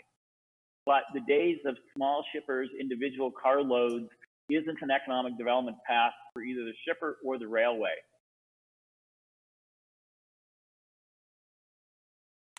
Any further questions or comments? Well, thank you, Catlin, and thank you, gentlemen, for joining us today for this presentation. Certainly, we always, without asking the question, one doesn't know the answer. So you've given us some direction and guidelines, and I think that I appreciate that we didn't go further with the business plan, but it certainly gives us some costings, gives us some direction to City Council with administration to discuss, because I've heard very clearly if they're going to come, we may have to do a little more homework for them to come. is what I've gathered from that. Maybe that's the best assumption I can take. But like you said, zoning and working with the railroads, because they play the significant piece in this as well. Okay. Well, thank you very much for the opportunity to work on the project. It was a very interesting project. It was great working with Caitlin and Wendy, and we really we hope you get good value out of the study in the future. Thank you very much, and thank you for making the efforts you made, Mr. Davies. I remember you, when we met, you had just been jumping over fences and almost climbing through grass and all sorts of things to view those sites. So I do appreciate that very much and the work that was done. So thank you very much, gentlemen, and thank you, Caitlin, for that. Okay, great. Thanks. We'll sign off. Thank you. Bye-bye. I would propose that we move on to the next item, and then we'll take a short break right after 5.3. So moving on to 5.3, City Manager. Thank you, Your Worship. 5.3 is the lien project. And so today the topic is to provide the committee with information on the lien project proposal. So the lien program is a program to assist with eliminating waste from all processes. Involves working smarter and getting the best value for our customers through a value creation process that has zero waste. Some of the positive outcomes in this program include customer loyalty, improved culture, seamless operations, and transparent processes. Introducing this program as part of the 2021 business plan for the Office of the City Manager. In 2020, administration completed a pilot project using the lien process, and it was deemed successful in developing a new business license process for the city. Within the city, there are other procedures that are required to be aligned in order to provide better customer service to internal and external stakeholders. Managers have provided projects and procedures that could be improved within the city operations. These projects will be reviewed by the executive leadership team, and the identified projects will be decided upon and implemented by the city manager. So at this time, we have issued an RFP, which went out on Friday, January 14th and closes on February the 4th. And from there, we'll be moving forward with hopefully the award of a contractor to proceed with this process. So we've looked at, there's a couple of different ways you can run with the lien process. One is training your staff with different colored belts that within the process. There's another way of hiring a contractor to come in and not only train your staff, but work with individual processes and have them work with our staff in the meantime. And that's the option that we've looked at moving forward with at this time. It is being used by a number of other municipalities of our size in Alberta, and Alberta primarily. There's others as well, but we believe this is a good initiative moving forward, and there is money in the budget for 2021 to do this, as well as the next 2 years as well. We've identified a three-year plan to move forward. So I'll leave it at that, and if there's any questions, I'll take them now. I'll look to Councillor Whiting. Thank you, Your Worship. So you've said this is a 3-year process. Where do you think after 3 years you'll be with this lien and as far as the internal processes? Well, hopefully after 3 years, it's part of our culture, and that would be the intent. Would be to doesn't mean it stops after 3 years, but that becomes part of our process. So the more people we involve through the processes that we're suggesting in the through this RFP, then those people would be trained and able to assist or even just implement moving forward their processes and start thinking that way versus having to be trained to think that way and have somebody else tell us how to think that way. We're going to, hopefully our people are moved in that direction. And so we think a 3-year process will allow all our departments to have some type of participation in the process and should be successful. Sounds good. And further, so ideally by the end of 3 years, we wouldn't need that consultant anymore, and it would be kind of done through internal personnel? That's correct. Either some municipalities have hired their own staff person to deal with, or to be their lien coordinator or lien manager. I'm not sure the exact, but that's what some have done. We're leaning on this a consultant for the 3-year process, and then, as I said, hopefully our staff can manage from that point forward. Very good. Thank you. Councillor Buckingham. Thank you, Worship. So from your position as city manager, is there a specific area that we're going to want to target first? Is it that forward-facing business where people come externally in to deal with the city? Is that how we're going to start this, or is it more of an internal, external process in your mind? Well, we've identified all the managers were supposed to have processes identified to my office here this past week, which were done, and so and that's just a start. So we once we hire the consultant, the first step will be for the consultant to give us an overall synopsis of our city and what they view as the need, immediate need, I guess you want to call it that. But depending on the year, or sorry, the timing of the year, depending on when we get started. For example, we would probably look at snow removal at a certain time of the year. We'd look at grass cutting at a certain time of the year. Facility booking, scheduling could be our planning processes.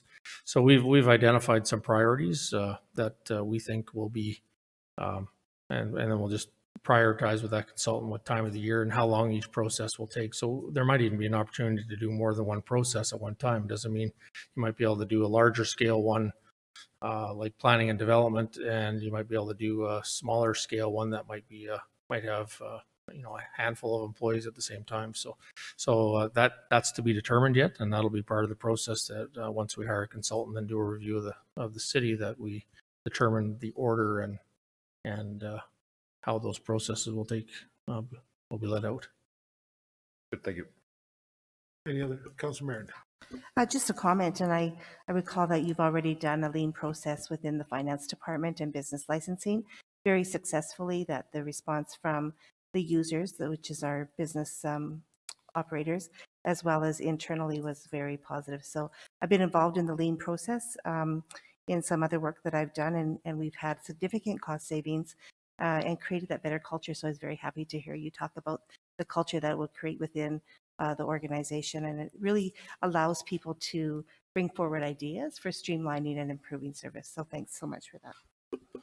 Yeah, we also used it as part of our wastewater treatment facility with our team there. So that was not one we undertook specifically, but it worked. Executive Manager Stang and Terry worked through that with our team on the wastewater treatment facility as well, with a lot of success. Councillor Diachik. Yeah, thanks, Your Worship. I've also been involved in it, and I think one of the interesting pieces is that quite often we assume the right hand knows what the left hand's doing, and we worked alongside each other for all this time, and then until you go through this process, you don't really understand fully what the expectations are, what the rules or processes are. And I think when you have an organization like the city that relies upon bylaws and rules, there's a high level of regulations that we must sort of keep in line because of the expectations in terms of standards, et cetera, et cetera. This kind of process, lean process, really brings everybody who's involved in a particular stream of activities a higher level of awareness, and also awareness of what you need to do in order to have the other person be able to do his or her job after you've done your work. And a lot of times we assume that, oh, you need this, this, and this because that's the way I've always done it. The reality is no, the only reason you're doing it because that's the way the person prior did it, and nobody else needs the information. And it was surprising when we went through it how many times we said, well, we don't need that. Oh, well, we've always given it. No, we don't need it. And so there are a lot of savings that come through this process when we really clarify, and I think it's about what those expectations and needs are for the organization. Thank you, Councillor. Councillor Thorson. Thank you, Your Worship. Yeah, I just, in general, like the philosophy that's been started by the finance team in the past year and what's being bought in kind of in a bigger way across the organization, I think is important.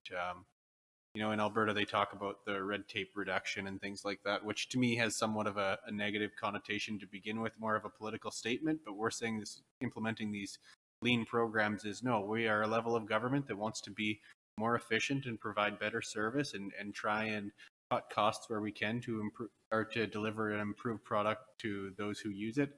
And we're going to continue on that path and create an organization that continues to move in that and just in a direction of continuous improvement. So it's something that I'm definitely in favor of continuing on the path with. And, you know, $75,000 to some might seem like, you know, a lot of money in the grand scheme of things, but on an $80 million budget, or, you know, the kind of the big money that happens within the city's organization, we can definitely find a way to provide more than $75,000 worth of value over a number of years. So I think it's money well spent. Councillor Whiting. Yeah, thank you. And I guess further to that comment, how is it, do you keep track or have an estimate of, after a process has been gone through, do you have a idea of what the cost savings are at the end of it, what you've cut from it, and how that, if we've spent 75 and we've made back 120, or maybe we've just broke even with our, eliminating some labor internally and that sort of thing, or, is there a reporting mechanism on these things?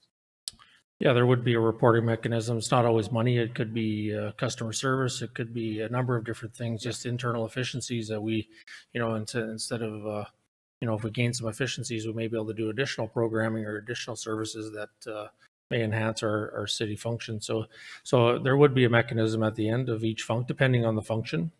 It could be just, it could be they can do more vehicles in a day with our mechanics. It could be, it could be a number of different things. So it's not always hard dollars. It could be service levels as well that are improved as a result.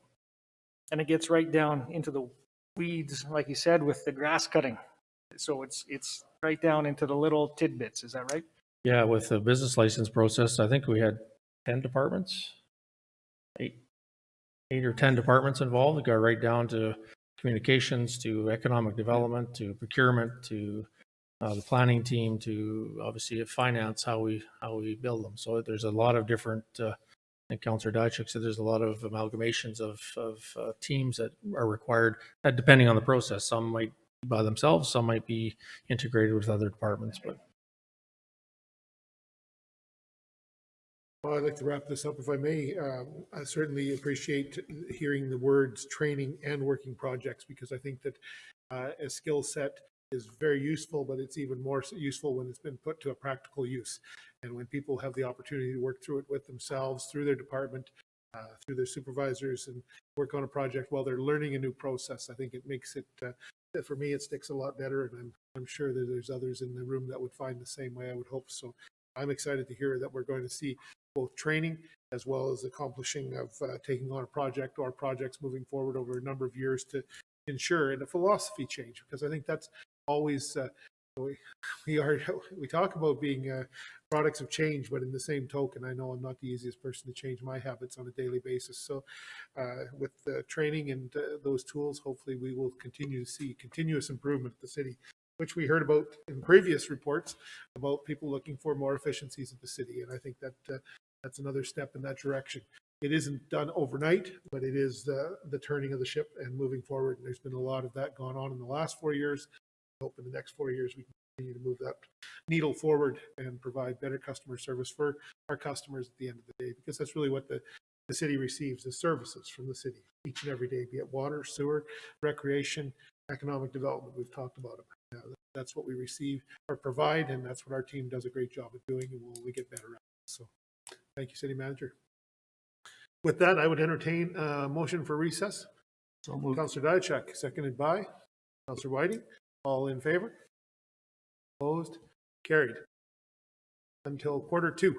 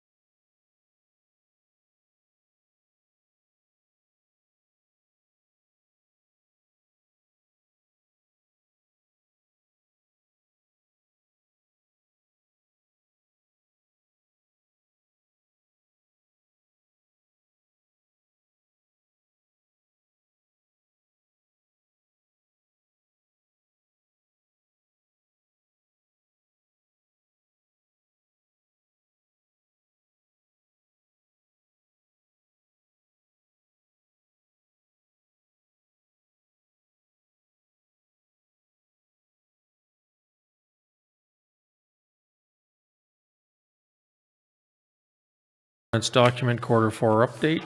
I will ask Dan Hobson to come forward and present. Afternoon, Your Worship, City Council. Good afternoon, Dan. Here today to provide you with the 2020 Q4 governance document update. As you'll see in the attached report, administration continues to make steady progress at our governance documents reviews. We have a lofty Q1 ahead of us, and we're going to get some things wrapped up here and get ourselves moving ahead. Otherwise, I'd like to speak a little bit more to the last time we were in a meeting. Council had requested an update on the governance audit in regards to stale policies. Having reviewed the audit, the policies that are stale were not actually identified. And working backwards, I think it was in reference to our oldest policies. So working through that, we've identified 4 that I'd identify as stale still today. So there is the subdivision prepaid improvement policy, which is slated to be brought forward in Q2 of this year. Along with that, we have the boulevard tree planting policy, which is slated to be repealed in Q1 this year as it was replaced by a bylaw. We have the transfer refund withdrawal policy. That is also being planned to come forward this year, albeit December 2021 is when it's scheduled right now. And the community peace officer policy, which is also coming forward this year. And I can speak that Glenn and I are working on that as we speak right now. So if there are any questions, I'd be happy to address them or provide more detail on anything in the report or on the governance audit. Thank you, Dan. I'll look to council for questions or comments. Councillor Thorson. Thank you, Your Worship. I just want to say thanks for working your way backwards, and I guess what would be kind of a confusing way to get there. I didn't realize at the time when I asked the question that it was not just like a list somewhere. So even then, it's good to know that we're getting, closer and closer to the mark by the end of this year to get rid of, all those ones that really no longer have any effect on city operations, and get that cleaned up so we can have more or less a clean slate of only things that we're in use using, and then from there on council can continue to give policy direction on things as they come up. So just good to have it all cleaned up. Thank you. Councillor Darchak. Thanks, Your Worship. Thanks, Dan, for this. I mean, this is some people love doing this stuff and others don't. But one of the things that struck me, there's the redundancy with that Arts Council. And one of the things we talked about is having a policy or bylaw in place for art in city premises and around the building or wherever, I guess on city property. Where would that fit in, or is that not scheduled at this point to be part of this? In regards to like a public art policy? Yeah, we had an individual who was an artist in the community who wanted to donate, and then I think as the discussions unfolded, we recognized that we didn't have a procedure, policy, or whatever it is to be able to manage that and how to address it. So I'm not sure if it's embedded in one of these. I'm just not aware of it, or where it goes, or does it come to this level, or does it live somewhere else? I see a mic getting grabbed to my left, so I will. Thank you, Councillor Zarchuk. The Arts and Culture group within Recreation and Culture are working on that policy, and we'll be bringing it back to council for discussion. Perfect. Thank you very much. Thank you. If I can just add that from understanding your question, if there's new policies that administration is working on, they would not generally make this report. Okay. That's something we could add moving forward if you'd like to see. But in addition to that, we generally don't bring new policies forward unless there's been direction to do so by council. Okay. I'm out of line, but I got the answer I wanted. Nice. I think it was a good question, Councillor, from the perspective, because we're dealing with, I don't want to say stale dated policies, but policies that are redundant. We're dealing with policies that need to be updated, and we continuously deal with new policies that need to come forward. So I think all three are very important pieces to the puzzle. Thank you, Dan, for what you do in this department. Councillor Thorson. Thank you, Your Worship. I'm just curious, it's not on this because I believe that we have reviewed it in the not so distant past, but even just on the purchasing policy, I've been thinking about this for a while and seeing examples in other communities within Alberta that to me says that legally we have the ability to make amendments to our purchasing policy to kind of put some think local type of scoring systems under a certain dollar threshold. I just wonder if administration would consider looking at that and putting it on the slate, so that, you know, where the opportunities do exist, where we legally have the ability to do that, that there may be a framework where we can give preference to local suppliers under that dollar threshold.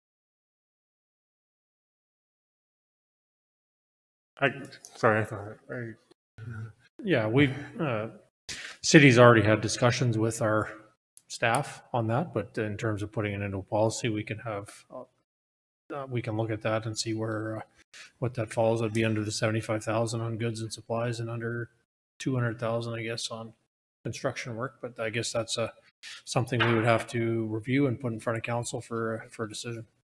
Yeah. City clerk? I can make comment. We are actively looking at the procurement policy and looking at opportunities to see how we can update that. So we'll research that and see if we can case that something there.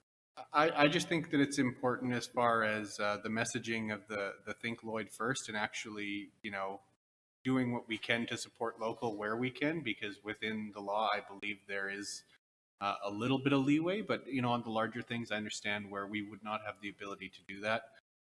It's just one of those things where if we put it into policy, then it's not so much the tail wagging the dog, but it's a conscious effort that, you know, this council potentially, if they were considering doing that, would put that effort forth.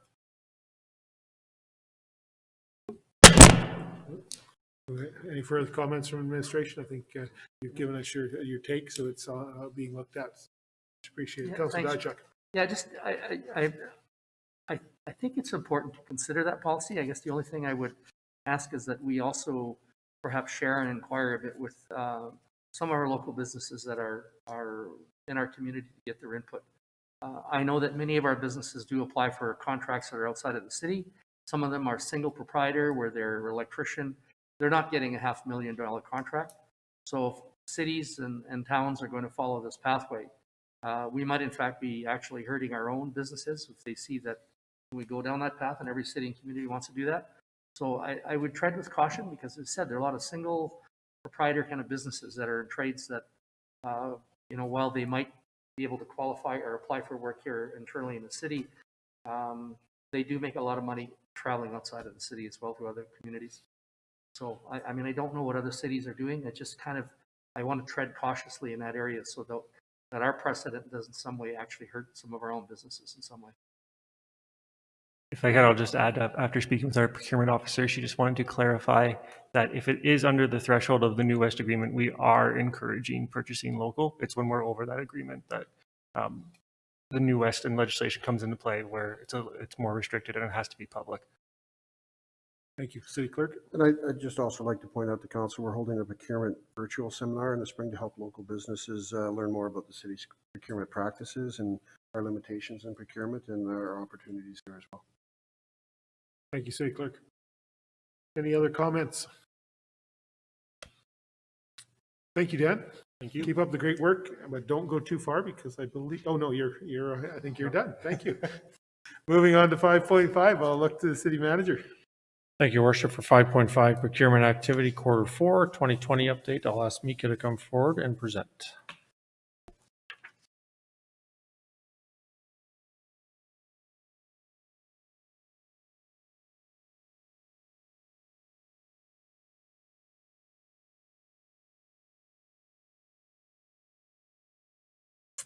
Good afternoon, Mayor and Council. Good afternoon, Mika. I'm here today to provide an update on the Q4 procurement activity. So this is activity over $75,000 that we've publicly procured in the last quarter.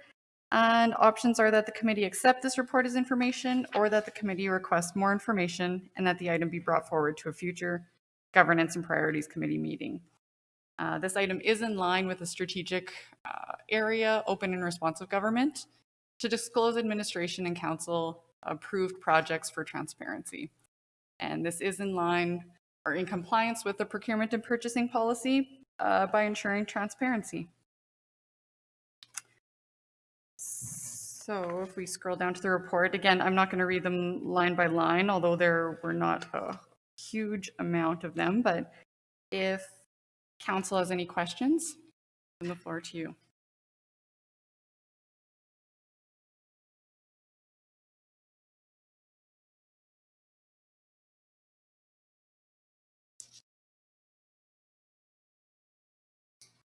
Right. Thank Go ahead. you. My apologies. I was reading and you were bringing it up. Any questions or comments about this report? It looks good indeed. Certainly Wonderful. appreciate we've seen various methodology used from request for tender, which is very cut and dried, as they say, I would believe, to request for quotation, request for proposal, as well as QBS. I'm getting used to that, qualifications-based selection. So I think that looking at the various types of items that the city requires to obtain or procure and finding the best solution and leading hopefully to the best supplier to do that. And that's what we're for. So thank you very much. And I know this is the wrap up to the year. We'll be starting again very quickly, and we have James here next, I believe, from engineering. So he'll want to spend some of that hard-earned taxpayers' money to move things forward in the city, which is appreciated. There's no questions. Thank you very much, Mika. We appreciate the report. We'll look forward to the next one because that'll mean spring is coming and we're getting further ahead in the year. Thank you so much. Thank you. Moving forward with that report, we'll move to 5.6 to the city manager. Thank you, Worship, for 5.6 Engineering 2020 Q4 Capital Infrastructure Project Update and 2021 Capital Infrastructure Projects. I'll ask James Rogers from Engineering to come forward.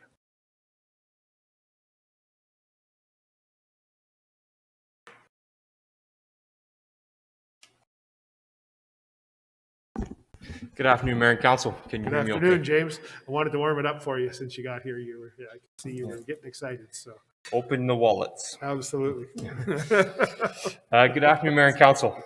Before you is the Engineering Services Capital Projects 2020 Q4 and 2021 Q1 Capital Project Update. The intent of the project update is to provide you and the residents of the City of Lloydminster with more in-depth information pertaining to the approved capital projects and those being carried forward, provide a status update as to where each project is at in terms of completion, and to inform City Council of the projects that will require procurement. In 2020, the Engineering Services team, in conjunction with numerous local and non-local vendors, as well as many other civic departments, saw an extremely successful year.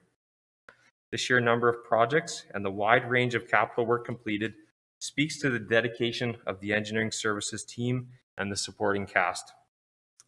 As seen in the report, minimal projects are being carried forward, with many of the projects that are being carried forward expected to be completed in early 2021. 2020 was not without its challenges. However, everyone involved came together for the projects and showed an extraordinary level of commitment to the City of Lloydminster and the tasks at hand. As a measure of the performance indicators from 2020, the Engineering Services team assessed significantly less deficiency penalties, proposed drastically reduced carry forward, and witnessed an overall increase in project quality. Warren, Nicholas, Keegan, along with the support of Terry and Della, worked tirelessly through 2020 to manage and maintain all projects and strive to continuously move them forward. Many lessons were learned by the Engineering Services team throughout 2020, which the team is eager to implement in 2021. As we move into 2021, the Engineering Services team is welcoming Teague Smith, who brings with him a broad skill set, along with Warren, Nicholas, and Keegan, have committed to increasing the number of capital projects being completed solely by in-house staff. The Engineering Services team has made this commitment as the team's skills are advancing, as well as to maximize our capital budgets through reduced reliance on consultants. The Engineering Services team understands the importance of completing our capital projects on time and within budget while not sacrificing quality. The bringing of capital projects in-house will not be taken lightly. Capital projects to be completed in 2021 consist primarily of surface works improvements and parking lot repairs, with a mix of our standard water and sewer replacement programs, storm sewer channel upgrades, as well as miscellaneous projects to tie up loose ends or address residents' concerns.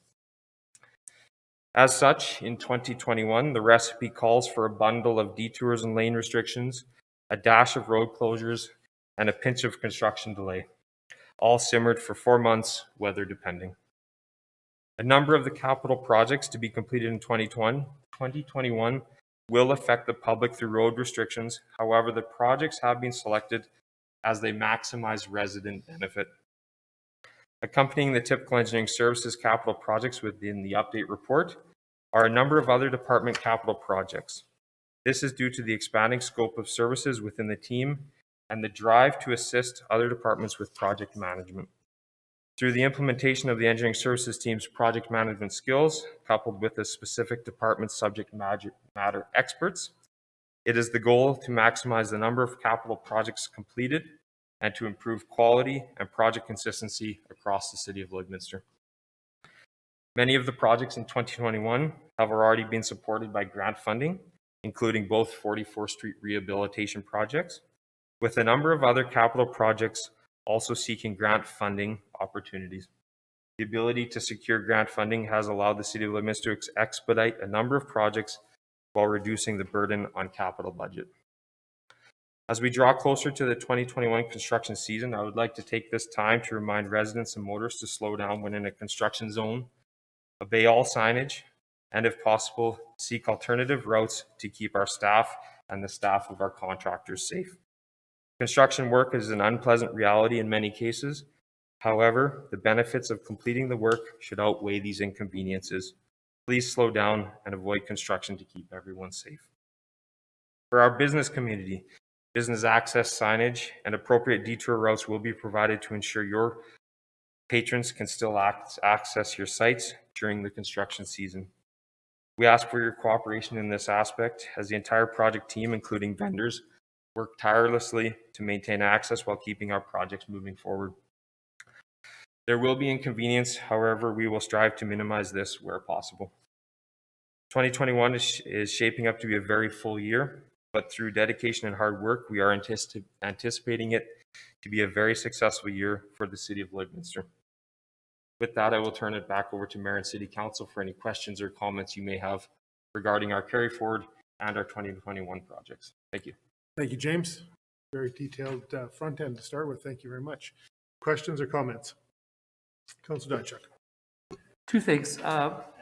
First off, and it might not, I don't think it's in here, but I guess one of the projects that it was really unusual to get compliments on the project and the quality of the work was but on 50th Avenue, north end of the city, where that drainage and all the work that was done to lay it out and get access past Diamond Meats, pardon me. Mm-hmm.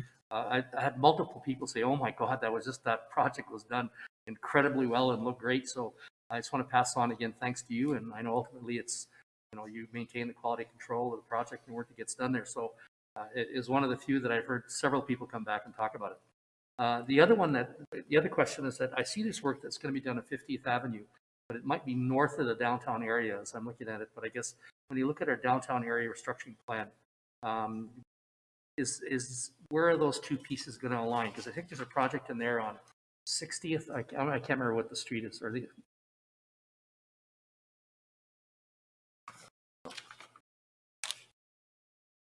Is there one in there? Am I mixing them up? Councillor, are you referring to the water sewer replacement program? Yes. Or am I mixing these up?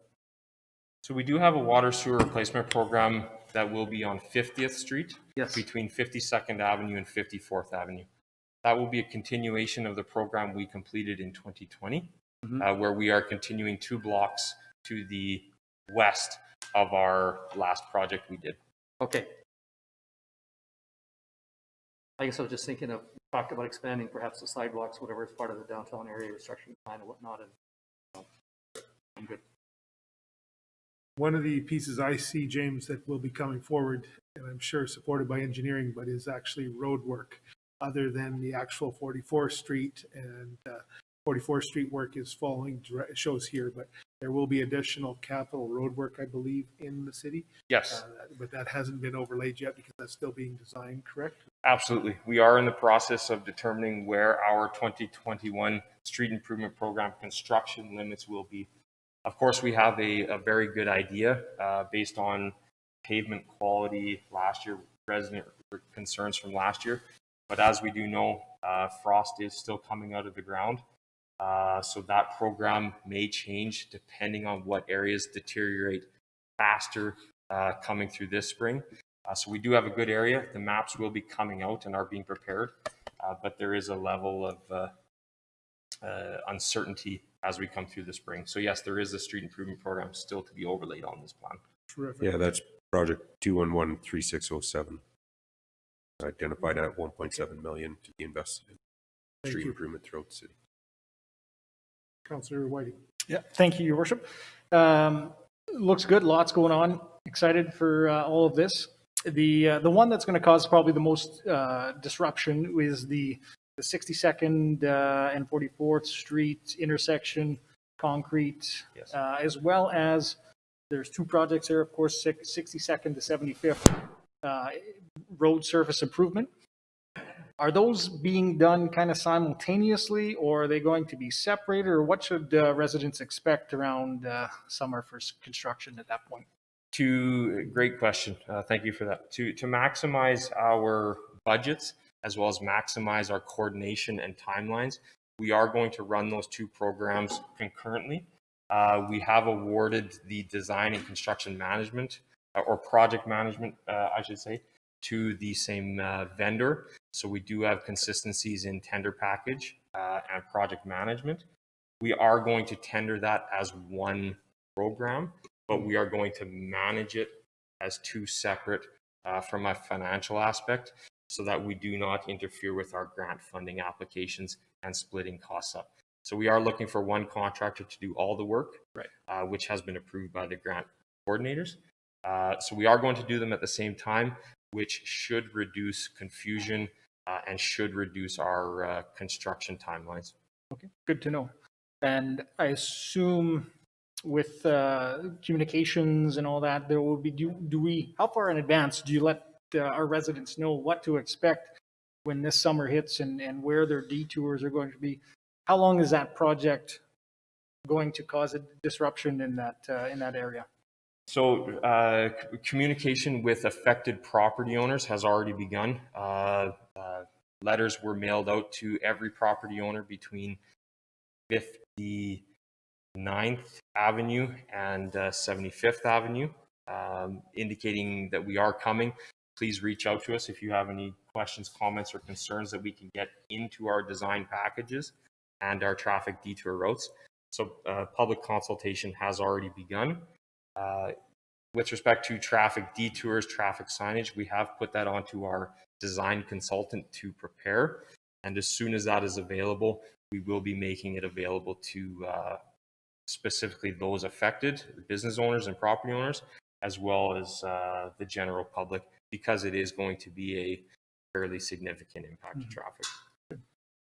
And one last piece, kind of off topic, but still relating to that stretch of roadway.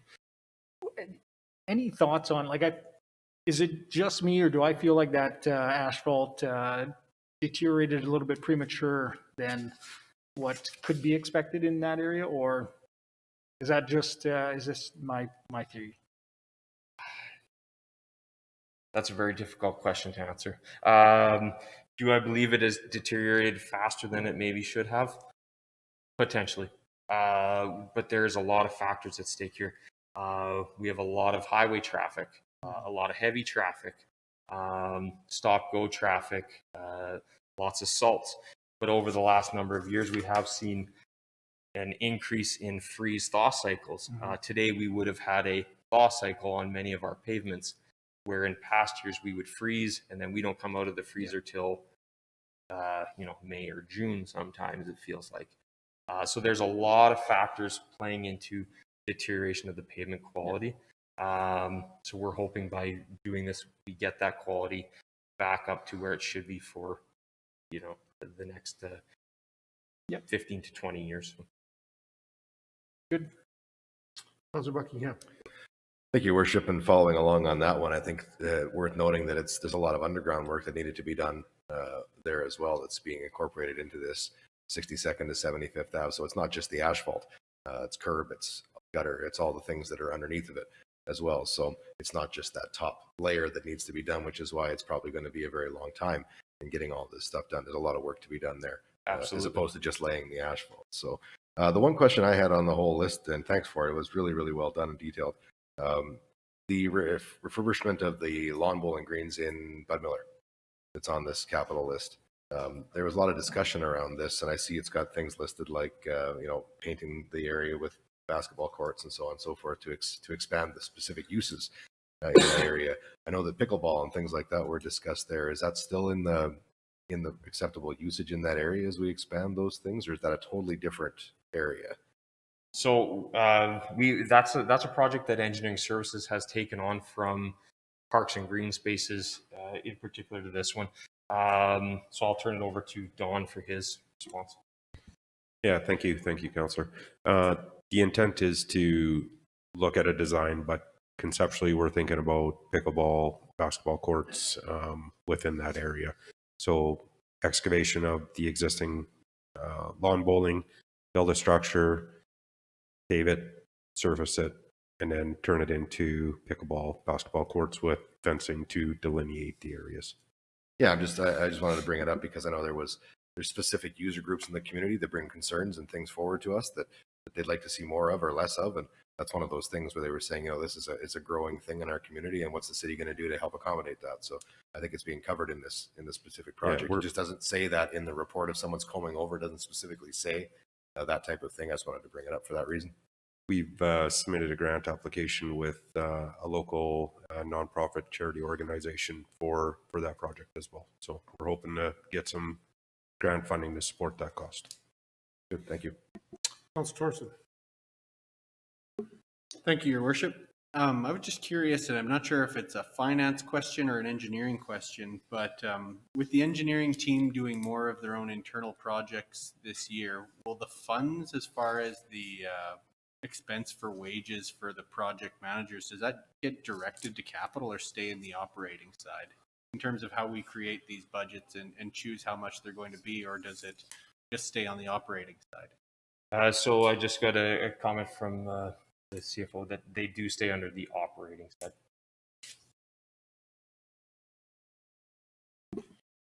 Yeah, I also want to point out we're not taking over all our capital projects. This has been a process we've been looking at for a few years. I think last year we did the Northwest Drainage Channel was one of the projects we had took back and did our own construction management on. We can look at allocating cost of our staff to capital projects. It's just nothing we've ever done in the past. It's always been an operating cost of that department. And if we want to get true costs, we typically should be allocating those resources to those capital projects. But currently we've never taken that endeavor to do that. I was just curious also, just from a grant perspective, whether if a project is grant eligible, whether the internal cost of those project managers as well could be allocated to grant that way, or not necessarily. CFO. Thank you for the question, Councillor Thorson. Most grants do not like you to put forward your staffing requirements. There has to be good reason as to why you wouldn't use other sources other than your internal staff. And so generally it's not something generally covered by a grant.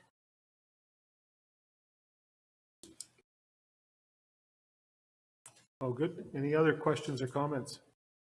Certainly, James, appreciate you bringing forward the list where, one that I continuously hear from taxpayers, so they're concerned about the stormwater levy. And my math does 4.3 million on stormwater plus an additional project that's not, I don't have a dollar figure on. So we're spending that levy very well again this year to continuously address the issues of stormwater in our city, which are a result of increased storms and heavy downpours and things like that. Certainly, we're continuously trying to address that issue as we move through the city, one piece at a time. Is a good synopsis of where we're seeing that money go. Say that again, sorry. We're addressing that, but slowly but surely from that perspective? Absolutely, yes. So we're making extremely positive headway on our drainage systems, the Northwest and the East Drainage Channel. Our Northwest, we're starting on phase 3, which would be the construction of our final crossing, our rail crossing, before we enter into the refinery property. And then we do have 2 East Drainage Channel projects, which we are seeking grant funding, but those alone will drastically improve flow and capacity within those channels to maintain the flow within their banks. Thank you. And certainly, I think that, as you mentioned, we will see a street program come forward. The water and sewer program's been identified currently. So, you know, I know as we talked about, there's two seasons. There's the winter season and there's the construction season. And again, you mentioned it earlier, and I remind residents and travelers, please be cautious, take your time, work with the detours. These are all improvements, and we live in a country where we're only allowed to build for approximately 5 months of the year doing improvements. The other 7, we kind of just complain about the rest of the weather. But it is just one of those necessary evils. 44th Street is the busiest street in this community, and it does suffer the wear and tear. We know that. I think that you know, you did a great job last summer getting that patch in place on the intersection to get rid of the ruts and the safety issues that were concerned, because it deteriorated just that quick. I think it, you know, in a matter of 3 weeks of spring breakup, we saw that asphalt just literally disintegrate. I appreciate why you mentioned the road programs that are going to come forward. You want to make sure that we deal with the worst situations once everything finally shows its rears its ugly head, and we'll hope that is sooner than later, but we'll see what Mother Nature throws at us. So. Councillor Thorson. Thank you, Your Worship. Yeah, I just had one more question. It was just about the 75th Ave drainage one, where I understand that there's issues that are somewhat beyond our control that we're working our way through, but as we work on some of the other projects around 75th, will that make any kind of difference in terms of helping solve that issue, or is it really not connected, or do we ever walk away from that project, or at some point it just needs to be done?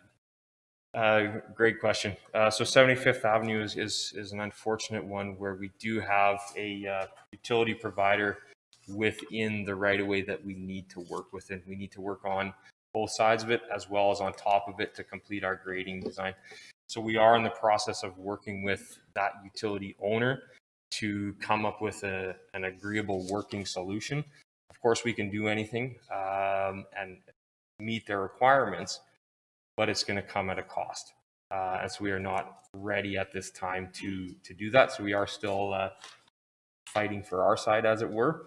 But that project will not impact any other project that we have within the adjacent to 75th Avenue. If we're crossing it with, say, a roadway for our 44th Street rehab project, we have already started those discussions.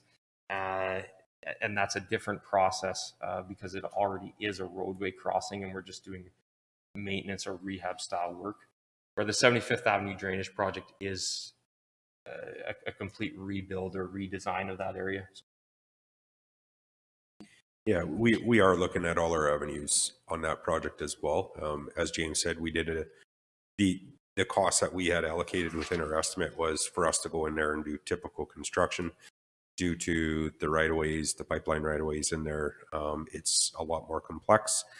So we're looking at all our avenues that we can, move forward on the project with collaboration of the utility provider, as well as the Alberta energy regulator, and trying to figure out how we can get some mediation on that. Once that's kind of resolved, we may be back at council looking for some additional funds to support the complexity of the project. But can we walk away from that project? No, it needs to be done, and we need to find the best solution in order to achieve that. Councillor Buckingham. Thank you, Worship. Just one thing I wanted to bring up again. I think that during the 2021 budgeting process, there was capital projects that have been deferred and cut back to try and keep within budgets, although we are doing a large scope of work this year. And I think it speaks well to trying to spur that local economy as well. We talk about Councillor Diachuk bringing up the exceptional work done in the northeast corner and the comments that we all received back. And then I shouldn't say we all, I know I received similar comments to Councillor Diachuk, but the one that I received that I wasn't even thinking about was a supplier that was a contractor that wasn't from Lloydminster, but they still spent a lot of money in our city doing that work. And one of the suppliers that was supplying with some product out there was quite thankful for the opportunity to do so.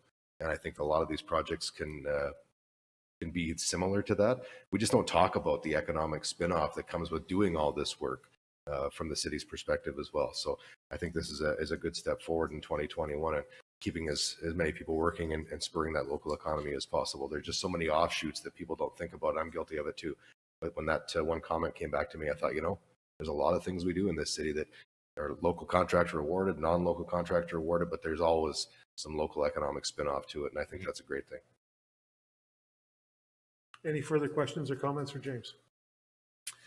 Thank you, James, for the report. We'll look forward to the roads coming forward and moving forward in the springtime with several of these projects. Thank you very much. Moving on to item 5.7 to the city manager. Thank you, Your Worship. For 5.7 SCBA RFP update, I will turn it over to the city clerk, Doug Rodwell, to present. City clerk. Thank you, Your Worship Council. This is update the committee with the status of the self-contained breathing apparatus, or SCBA, a request for proposal. In 2020, the fire service did a review of its respiratory protection program and found that the fire service has not implemented an evergreening process to ensure that breathing protection evolves with the best practices and industry standards. In 2019, NFPA SCBA standards were implemented, leaving even the newest departmental SCBAs a minimum of 2 generations behind. Industry standards, which include items such as personal alert safety systems, face pieces that can withstand higher temperatures, communication enhancements, enhanced emergency breathing safety systems. Further, our SCBAs currently in use utilize a cylinder size of 2216 PSI or 2,216 PSI, which is less than half the recommended NFPA standard of 4,500 or 5,500 PSI. As well as the Fire Service Collective Bargaining Agreement, or the CBA, requires that all firefighters have individual face pieces that are fit tested, meeting OH&S guidelines. Our current inventory would require us to provide 2 face pieces to all firefighters. Our inventory consists of 2 different models of SCBAs. This would be deemed impractical and would incur a significant and unreasonable cost. The 2021 budget process, council was passed, and the request to replace the outdated council passed the request to replace the outdated inventory. The fire service, in collaboration with the city's procurement department, has issued an RFP, purchased 28 2018 NFPA compliant harnesses, 80 6-minute carbon fiber air bottles, and 55 face pieces to replace our current inventory. This process has been divided into 2 sections. The RFP bid processes, which is broken down as follows: 60% for financial, 30% for technical evaluation, 5% for service training and warranty, and 5% for value added. Product evaluation process, which is 30%, will be conducted by 8 members of the fire service and will include 2 management, 2 full-time, and 4 part-time members. Evaluations will take place between January 13th and January 21st. Product being evaluated will be scored in the following criteria: overall profile, donning on and off air breathing, on-air and pre-entry tests, peak load performance, harness security chopping tests, harness freedom height pole, balance and reaching, face piece communications, search and rescue, rehab and redonning, cleaning, and overall impression. Once the bids have been received, the RFP closes on January 27th, and the team has evaluated it, it will be brought back to council for council's decisions. The overall budget for this project was $315,000, which was allocated as part of the 2021 budget. And once again, the options for council is to accept this and move it forward to a regular council meeting, and it will be brought back to the February 16th, 2021 council meeting for. Thank you, City Clerk. Questions or comments? Councillor Whiting. No, just a comment. It's a process that looks very thorough, and although maybe a bit complicated, certainly checks off all the boxes when you want to get a good, solid review of a procurement. So very appreciated for all the extra work that's going into this one as an example. Councillor Thorson. Thank you, Your Worship. I get the impression that if there was a different deputy mayor right now, there probably wouldn't be all that detail of all the important things that they're evaluating in the scorecard, but I could be wrong. other than that, it seems fine, and I think we could move it along. Yeah, I can see that. Councillor Buckingham. Thank you, Worship. At the end of the day, I'm happy to see this happening. It comes down to safety first and efficiency as well. And in going through all these processes, we're going to find that there's been great advances in, you go back to the part of this this presentation, your pass alarm systems, your face pieces, the communication enhancement within those face pieces speaks to the safety of the firefighters and the team when they're inside of a, let's face it, when you're wearing a mask, it's very tough to communicate. So those improvements have come tenfold recently, so that's good. And the utilization of the larger tanks, which actually weigh less and are smaller than the 2216. So actually, that again speaks to the safety and the ease of use and so on and so forth. So I think we're moving in the right direction here, and we're also fulfilling our CBA requirements as well within that. So thank you. Thanks, Councillor. A win-win for all the way around. Certainly, I guess the one question for administration is how will we going forward so we don't we'll end up having likely a very big charge to replace those bottles when they come due in 8-10 years, whatever number of years that would be. Hopefully the other pieces haven't expired or are still usable, but that is a question that we've talked about, trying to budget money to meet with those big expenditures such as turnout gear, CBAs and things like that. Is that been considered by administration? The clerk. Yeah, the fire chief, once this this process is done, is looking at how we life cycle these items so that we're not always facing those items as they run out at the same time. So there'll be an annual life cycling and a replacement that will start to occur at the fire services. Of course, we won't replace these immediately, but after a 5-year period for these, and as well as all fire service equipment. Absolutely. Okay. And I know we're plenty early, but I know in the past we have made donations of this equipment, used equipment from the department, and I'm hoping that would still be considered, because certainly, as Councillor Buckingham has said, it's outdated, but for someone that has nothing, it's significantly more than nothing. So just hope that can be kept in mind by administration. Absolutely, that has been kept in mind, but once again, once we get these all replaced, then we can start looking at how we can provide those to either we have in the past to our sister city or to local Canadian or volunteer fire services. Thank you. Councillor Buckingham. Thank you, Worship. Yeah, it brings up a good point with buying as many cylinders as we're looking to buy here. They're going to be all of the same manufacture date and going to have to be hydroed in intervals at the same time.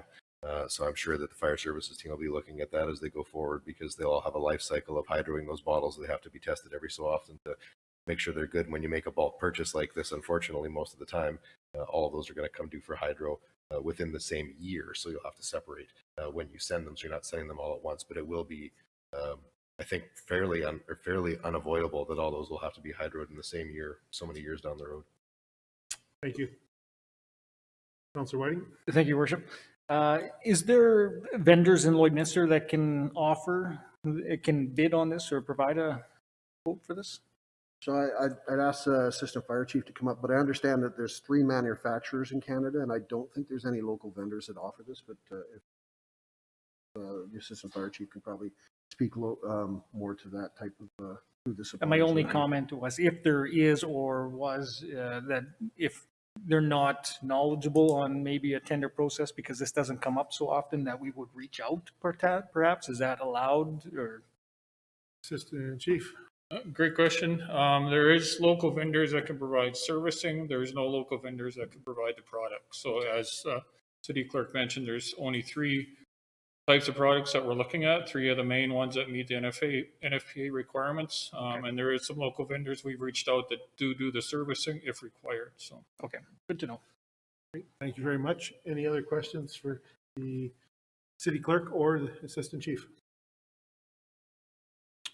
Well, thank you very much to both of you, and thank you for that report. We'll look forward to seeing that come to council after the firefighters and management have had a chance to have hands-on to find out what's going to be the best replacement.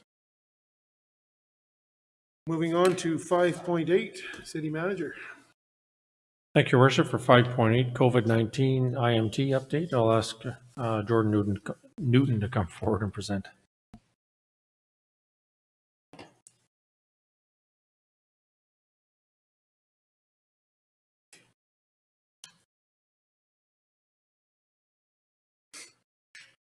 Good afternoon, Mayor and Council. Good afternoon, Jordan. Thank you for having me here today. I am here to present on behalf of the incident management team and provide a current COVID-19 situation as it affects the city of Lloydminster. If I may, I just going to read the entirety of the background just for clarity. Please. COVID-19 began to impact the city in March of 2020. In anticipation of the risks, the city activated the incident management team to begin coordinating the city of Lloydminster's response to the COVID-19 global pandemic. Since March, global experts have learned a great deal about the virus, including treatments and now vaccinating against the virus. Despite these findings, the city of Lloydminster and the greater community is still managing the challenges of the pandemic has brought 10 months later. One of the challenges in Lloydminster has been mitigating the dilemma of having two provincial governments publicizing health measures for their respective province. The Lloydminster Charter has identified the Public Health Act of Saskatchewan as being enforced across the entirety of the city.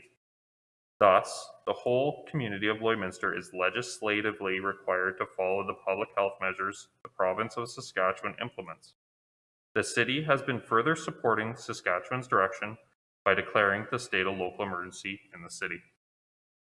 In November and December, additional public health measures were introduced in Saskatchewan to reduce the spread of the virus.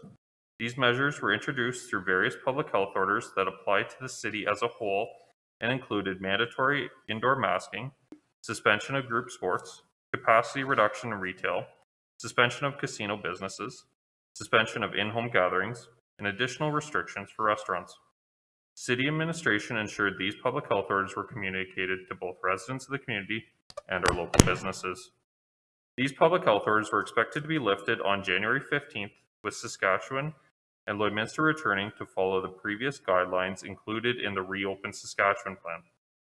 On January 12th, the government of Saskatchewan announced that due to high case numbers, the province would be extending the current public health orders until at least January 29th. Administration ensured these extensions were communicated to the community. It would be reasonable to expect these measures may stay in place longer than January if active cases stay comparable to current numbers or continue to rise. As of January 13th, Saskatchewan has the highest per capita positive cases in the country with 319 active cases per 100,000 pop. It may be also worth mentioning that Alberta has seen a recent decline in positive COVID cases. However, that province also continues to have a high per capita active case count. This contributed to the recent announcement that Alberta will be extending most of their additional public health measures until further notice. While society continues its effort at reducing the spread of COVID-19, the country has begun rolling out a widespread vaccination program with both the Pfizer and Moderna vaccinations. All Canadian provinces are determining their own strategy on how best to distribute and vaccinate all their residents. In the city of Lloydminster, all vaccines will be supplied and administered by the Saskatchewan Health Authority, the only exception being to Alberta licensed long-term care homes, which will be vaccinated by Alberta Health Services. With vaccinations beginning, we can see an end to the pandemic on the horizon. Though it is important that the community stay vigilant in controlling the spread of COVID-19, there is a continued need to follow and work within the protocols being issued by the health authority. City administration will continue to support and distribute messaging from the provincial government while working with residents and businesses to answer questions. It's also worth noting that this was finalized Thursday evening, but it was accurate. Turn it over for questioning. Thank you very much, Jordan. Questions or comments? Councillor Marin. Thank you, Your Worship, and thank you, Jordan, for all the work that you do on this and for this report. I just wanted to clarify something. So City of Lloydminster is still under a state of emergency. Is that under Saskatchewan or under Alberta? So our state of local emergency exercises the extraordinary powers under the Municipal Affairs Minister, and that is Alberta. Okay, thank you. Jordan, go ahead. No, thanks, Worship. I just wanted to add as well, I think this whole process has been challenging for yourself, city admin, and everybody in terms of, Alberta, Saskatchewan, Alberta, and then people were complaining about the Saskatchewan regulations, and they found out the Alberta ones are worse. They're happy to be in Saskatchewan. And so this ongoing moving target and confusion has been, I think, a challenge for everyone. And so I think the work that the city administration, you've done as well, is definitely worth acknowledging, and I want to thank you for it. Thank you, Councillor. I'm not sure, Jordan, if you got the latest update. I got one early yesterday or late yesterday afternoon. It's been reported in the news, and I just want to make sure that all the council's aware of it and the public, is that the vaccine has been started to be issued at the city and the long-term care facilities by Saskatchewan Health Authority. That started, I understood tomorrow, I've heard today, so it is, if it isn't been here today, it's here tomorrow. Councillor Torres. Yeah, thank you, Your Worship. I just want to mention, I know for my own reasons for a fact that it was at some of the private Alberta-based long-term care facilities, let's say at Tuesday last week. So it's definitely in the community and starting to roll out. What that process looks like, I don't really know. I know they're going after healthcare workers first in long-term care facilities, but exactly how that rollout's going, I'm not certain. Okay, I'll comment on that, but Councillor Buckingham, go ahead. Thank you, Worship. I was under the understanding that of what Councillor Torreson said there with the Alberta long-term care facilities, that probably, and I'm guessing, was probably being administered, like it says in the report, by Alberta Health Services to those facilities, because the latest report from Saskatchewan didn't show any active vaccination counts for our subzone on the Saskatchewan side. So I was assuming that that was an Alberta-led initiative in those private care facilities, as the majority of our facilities are on the Alberta side in that regard. Not all of them, but the majority. And that may be, I know it's been, what I understand from the government of Saskatchewan, it has started to happen on the Saskatchewan side as well. With long-term care patients, as it was identified earlier, and health providers, one of the challenges I encourage everybody to be cautious of, the numbers are going to change. In the last 2 weeks, I've had a weekly meeting with Minister McMorris of the government of Saskatchewan. He's our government relations minister and has representatives from various departments. He says that number changes hourly. So if you see a number presented by the government of Saskatchewan as an example, that would have what they reported when they hit the cutoff, but an hour later that number would change. So that's going to be continuously addressed as we move forward. And I just encourage the public to stay tuned as the messages come out from Saskatchewan Health Authority. It is going to take some time. Vaccine quantities are not regulated, and they're going to come as they come. So I don't want to tell everybody that there's going to be a mass vaccination, because there isn't yet, but it is coming. But when that's coming, we're not sure. So just to hopefully settle some of those concerns in the community, is vaccinations happening? I understand, yes, they are, but there's no set rhyme and amount of time yet. So there is still a few questions to be answered in due time by the government. Councillor Torreson. Thank you, Your Worship. And one other item I heard on the radio as far as the way they're being distributed, Alberta versus Saskatchewan too, I thought was interesting, is Alberta, I would call is more of a sprint model, where they get them and they get them out as fast as possible, whereas Saskatchewan's more of a marathon model.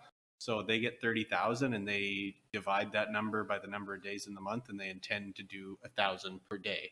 At the end of the month, they're still going to deliver the same amount that Alberta's allocation would have been, in terms of Alberta got 60,000, but Alberta is trying to get them out as fast as possible, whereas Saskatchewan is dividing the number of days by the number of vaccines they're going to receive, and they're doing it by that model. At the end of the month, each month, they're both using their full allocation.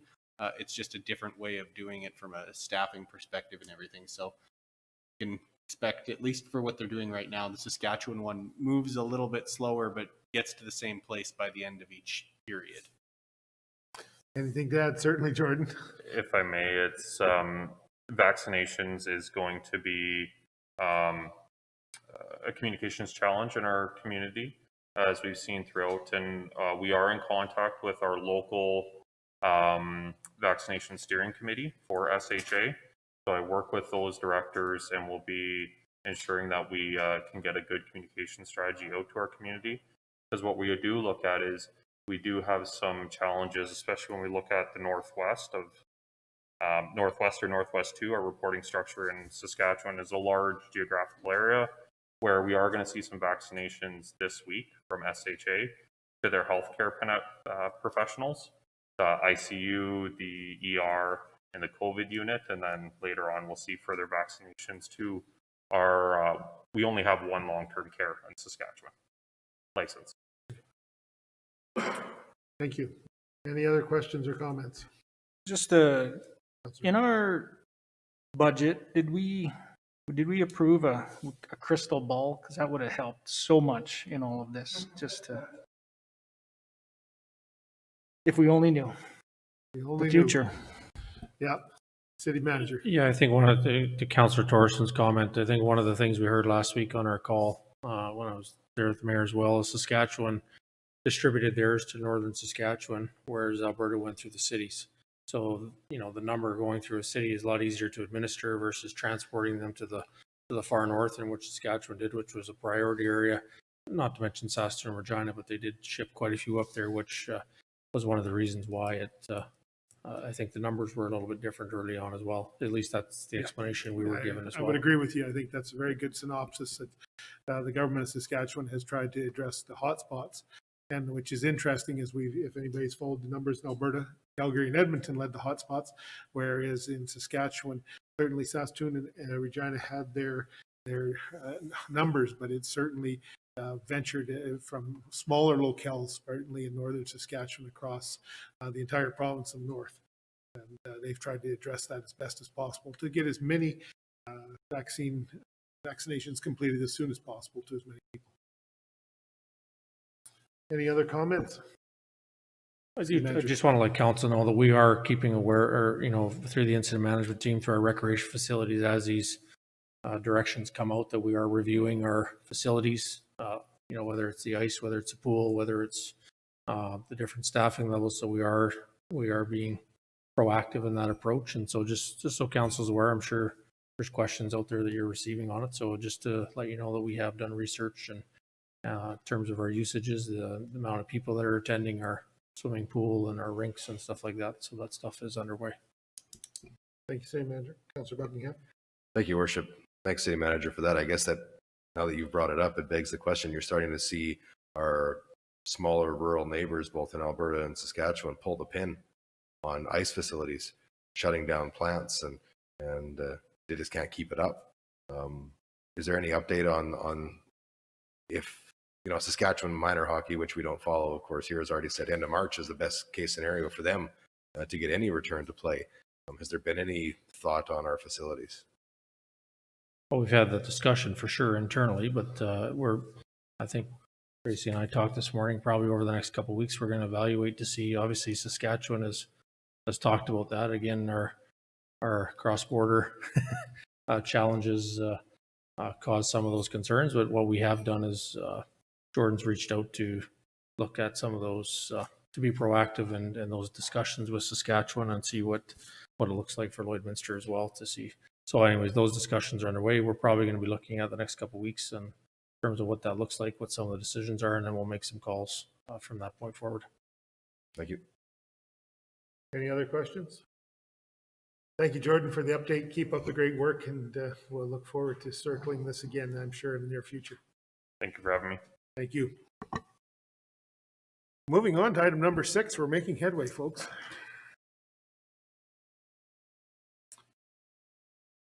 The 6.1 Cannabis Retailer Fee Policy Review. I'll look to you, City Manager. Thank you, Worship. 6.1 Cannabis Retailer Fee. I'll ask Dan Hobson to come forward and present.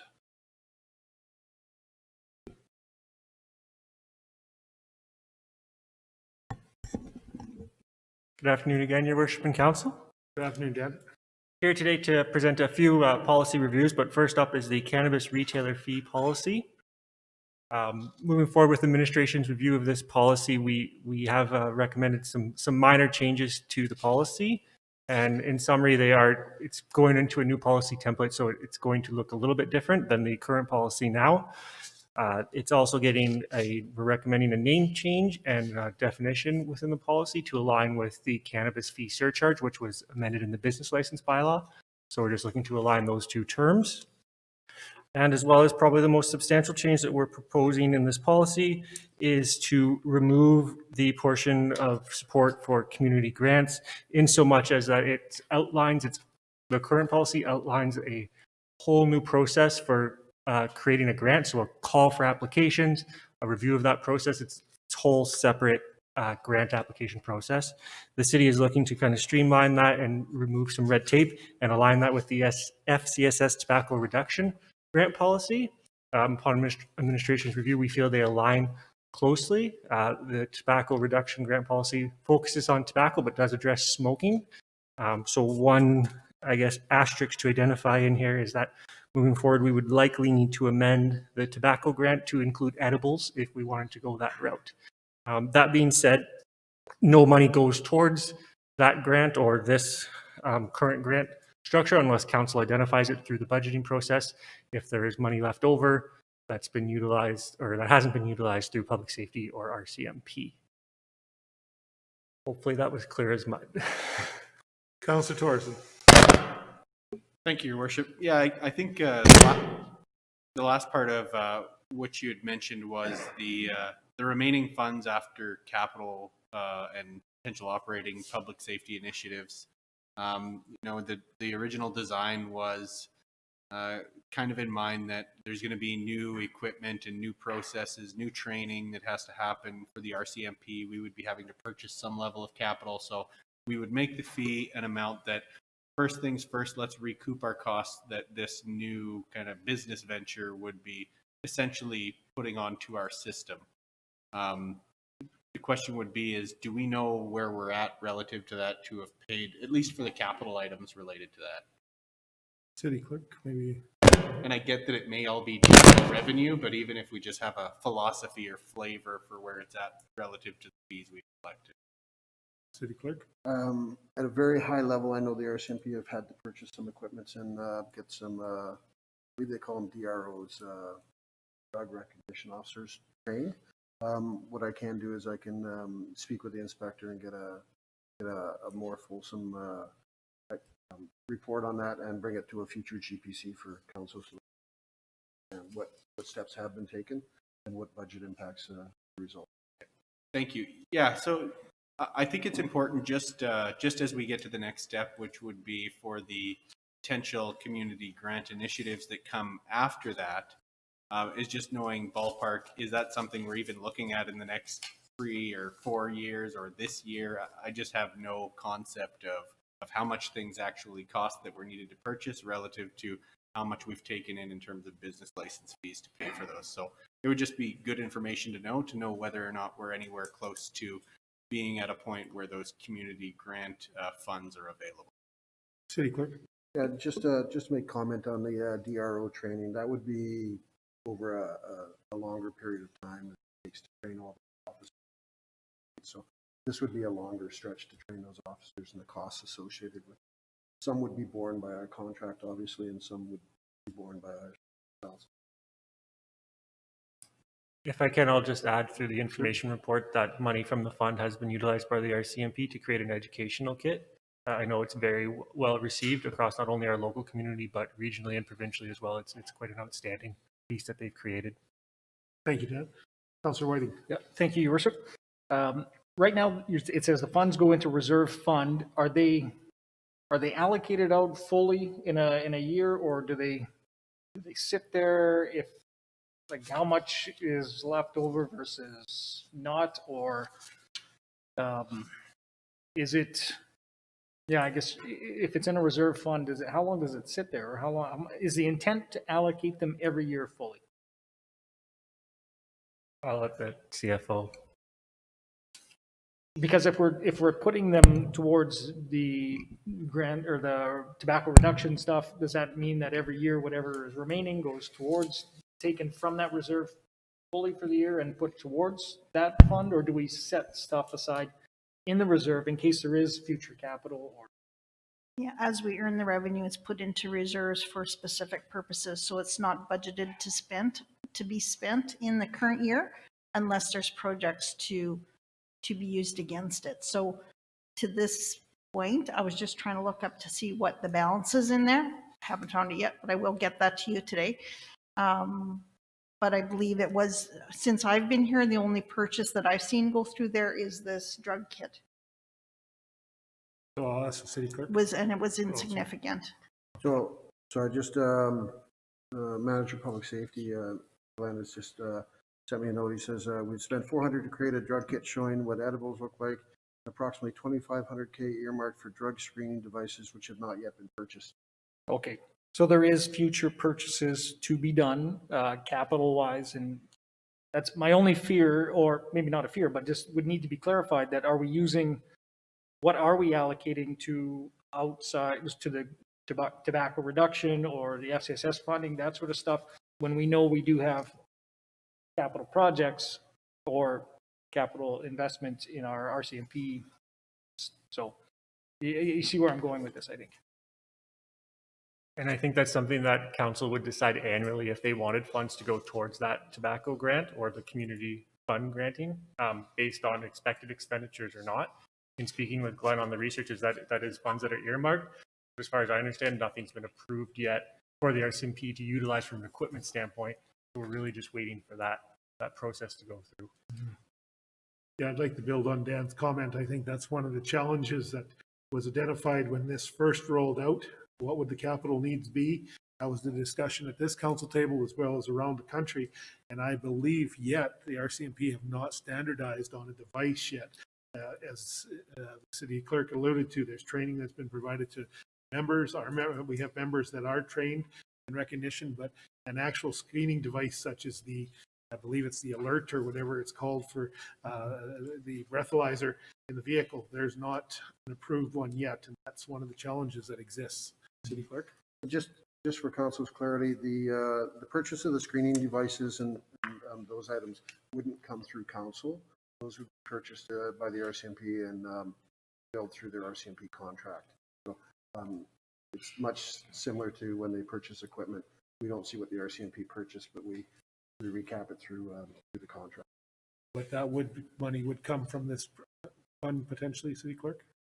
Once we identify those costs, then we would use that to offset the costs associated with us in the contract, as well as I've just been advised that the inspector will be bringing that with his report on the 22nd of February to the GPC. So you're saying these funds can be allocated, even though that procurement would go through the contract separately, totally separately, these funds can still go towards that contract to offset. It is taxpayer dollars coming in, and I would like to know that it is going towards to offset capital and future taxpayer dollars before we start putting it towards programming and other stuff.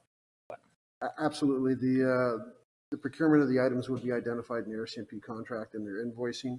Once we identify that invoicing, then we could use that money to offset the costs associated with those purchases.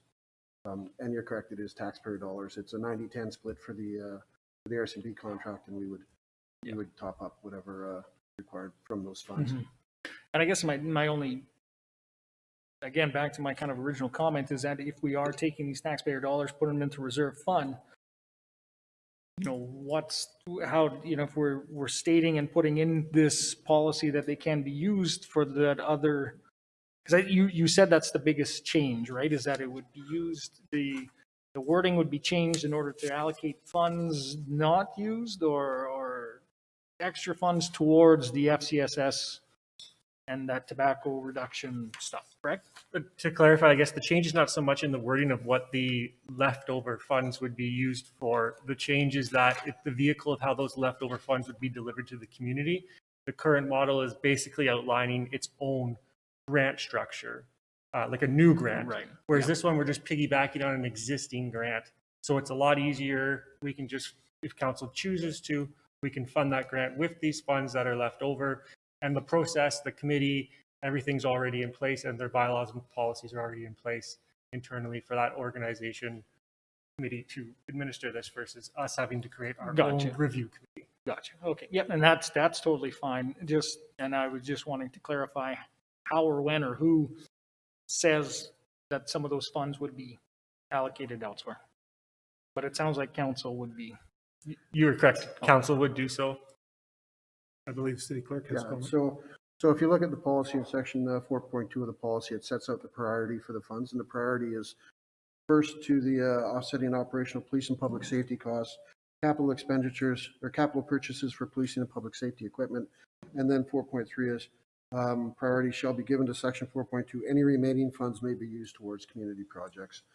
So And- those are the priorities. And I guess just defining what, and all funds, remaining funds, how does that define? What is that in a year, or how are they used up? When is it defined as remaining? Yeah, I think we can say within the annual year, we can work through that the same. and, Yeah. Work on some of that language when we bring it Because back if to it's a council. reserve and you're holding it, is it really remaining funds, or is it to be set aside for future capital use? No, I can understand. We can bring that back to council and with that change in. Councillor Diachuk, then Councillor Marion. Oh, you're good? Councillor Marion. Thank you, Your Worship. So I appreciate that this is coming to council today just for discussion. I think that it's part of that lean process where we funnel any funds that might be allocated to a grant into that tobacco reduction grant. They're very efficient already at the application and the final report collection of that and administering those grants. So I think that's a really good process. The other thing I just want to put out there is I've been working with the RCMP and helped in the development of Casper, which is their kit that they use these funds to purchase. And we rolled it out in a school because it's important for young people to recognize the products that they might be offered in terms of edibles, drinks, and other products related to cannabis. And so it was really well received by all of the adults that were there, but especially by those young people. And that's part of public safety initiatives, is making sure that we do those education pieces as well. So I strongly support if there is some funding that's available to put that funding into providing those education opportunities to our community as well, so that we can reduce the number of people who are either using the substance or that we're educating them on how to use it safely and what that looks like. Thank you. Thank you, Councillor. Any further questions or comments on the policy proposed? Just one more, sorry. Councillor Whiting? And I guess if we are allocating, I have no problems in allocating funds towards a, programming or something that deals with cannabis and that relating topic.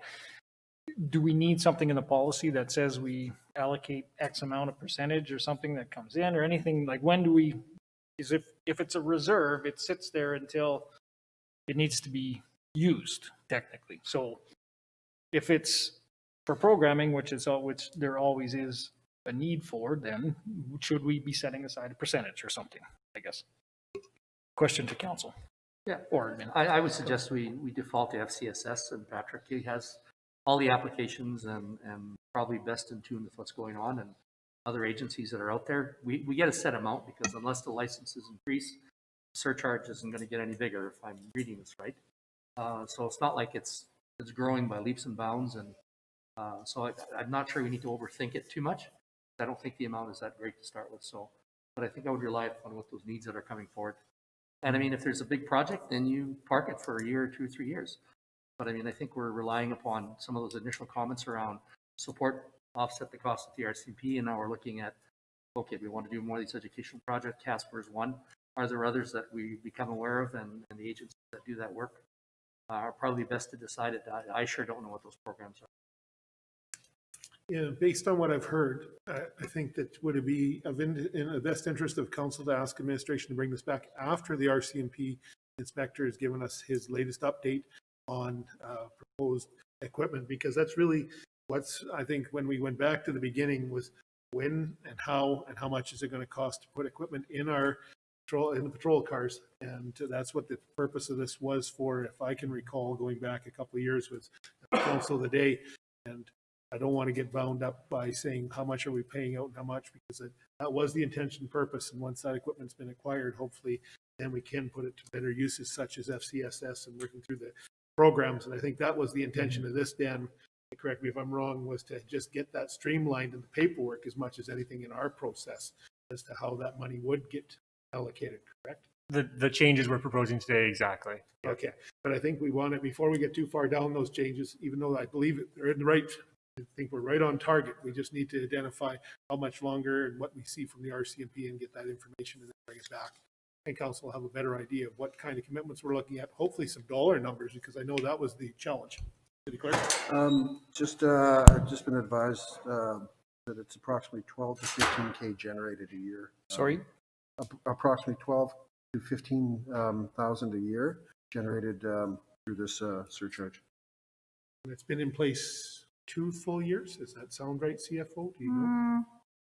It would be, I believe it would be 3. 3. Okay. And I have to apologize, there isn't a reserve set up. The money is allocated to the community programs. And so if they do need it for some type of equipment, that's the first priority. And then I believe they allocate it for tobacco reduction programs. So perhaps we need more investigation. If you would prefer some money be put into reserves for some future allocation, then we'll have to work on that. When we bring it back to council, we'll have better information for you. I think that would be good, because I think that was the intention and I looked to Councillor Fagnan, he's shaking his head. I think that was the understanding that the council of the day had, and just need to clarify that. And I'll leave it with administration, and we'll expect to hear back from you on that one. We'll bring clarification back. Okay, sounds terrific. All right, moving on to 6.2, and I think through the city manager, back to Dan again. Thank you, Your Worship. So in the same flavor, administration is bringing forward some minor amendments to the council professional development policy. Currently, the policy outlines that council should be making motions for approval of members of council to attend professional development courses outside of the annually where council outlines who's attending the FCSM and the larger provincial and federal conferences. We're looking to amend that so that it's done through the budgeting process. So council would just set their annual PD budget as they choose. So if it's per councillor or per council as a whole, and for the mayor. And then we're also recommending that we remove the public reporting requirement. In the current policy, there's a requirement that when council does attend a PD, that they come forward with a report to a governance and priorities committee. We just think through kind of red tape reduction and streamlining processes that's not necessarily for council to make a public presentation on a PD they've attended. So we're looking at removing that as well. Along with that, it's just a template update as well, and everything else remains the same in the policy. Councillor Torson.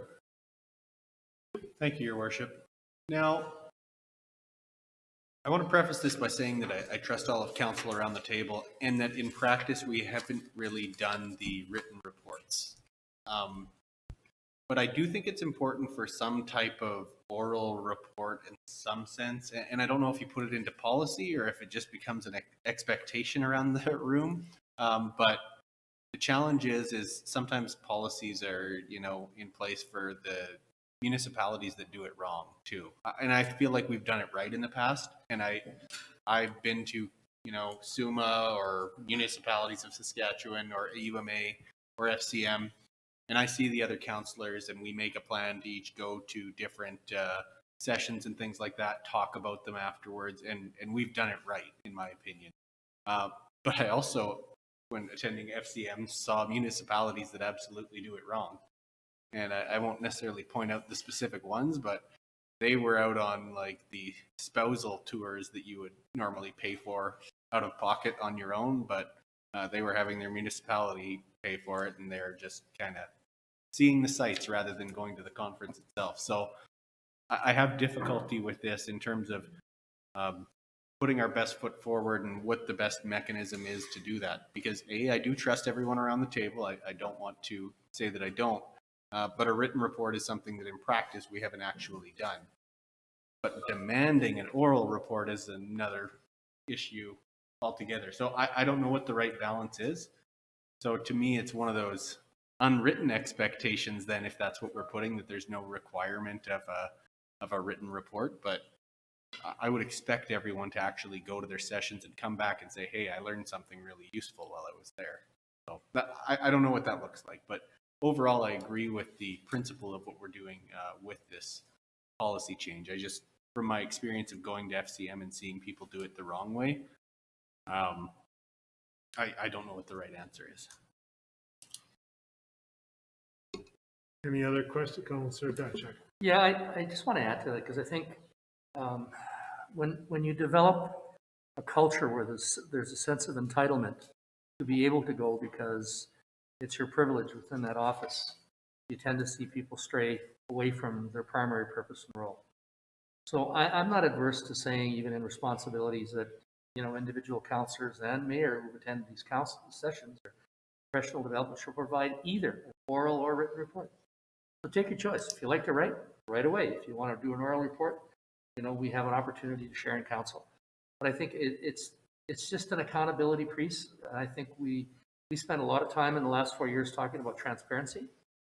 And this is, I think, another piece that's around it. So, I never thought of that when I went through this, Councillor Tourism, but now that you raised it, I agree. In my own experience and other pathways and careers, I've seen that sense of entitlement. I'm here for the conference and see you later and check out. And then the conversation on the way back is, geez, we went out on Thursday night, Friday night. Oh, I was so bad on Saturday. I couldn't go. On. And then really at the end, when you're there, you're on the clock. You're being in some way supported through either the registration or a per diem or whatever it is. And I think, as Councilor Torson said, when we've gone, we viewed it as time to build a team, to share ideas, to discuss, and break out. And depending on the interest each council member had, they would then pursue those various sessions. So I think it's a practice that's worth pointing out. When you go, there's a piece of accountability. Thank you, Councillor. Councillor Marin. So I just want to add to that, because I think when the taxpayers are paying for us to represent them at these conferences or at PD, that they can have that same expectation of getting value for their money. And so bringing back the learnings or the connections that we've created and making sure that they're known by our city staff as well as the other councillors and the mayor is part of what the responsibility should be. So I think that we should be held to account to provide that value for the money that's being invested in us to represent our city taxpayers. Thank you. I think well said. All the comments well taken from that perspective. I think that from the past 4 years, and that's what I have to go off of, former council have done a great job of representing our community, ensuring, as we talked about, splitting up as group, and I would hope that would go on further once we return to going back to conventions as a traveling. The virtual one will be much different here in the next couple of weeks with the municipalities of Saskatchewan, where we won't be leaving our city, but have the opportunity to attend the convention remotely. But I think it's very important that, as it was noted, we have an obligation that comes with our job. We've taken the oath to do what we've sworn to do. So I think it's very, very important that there is a mechanism in that place, either written or oral. And I think each and every time we've received training, it's been discussed. The only one that I can think of is maybe our updates from our law firms. We didn't come back and talk about those extensively, one-day training, but anytime we've been to either Alberta Urban Municipalities Convention, SUMA, or now Municipalities of Saskatchewan, as well as FCM, there has been reports given and sharings and knowledge shared, because that's the opportunity and that's where it builds on. But it's important that there is some accountability there. So I appreciate it. With that, I think you've got some. Yeah, we'll take those changes and bring something back for council. Terrific. Thank you very much, Dan. Any other comments? Not seeing any. We'll move to 6.3 to the city manager. Back to Dan, I believe. Thank you. So again, in the same light, we have the ethical governance and decision-making policy review forward here today. The ethical governance and decision-making policy, ultimately, its goal is to identify any lobbying efforts.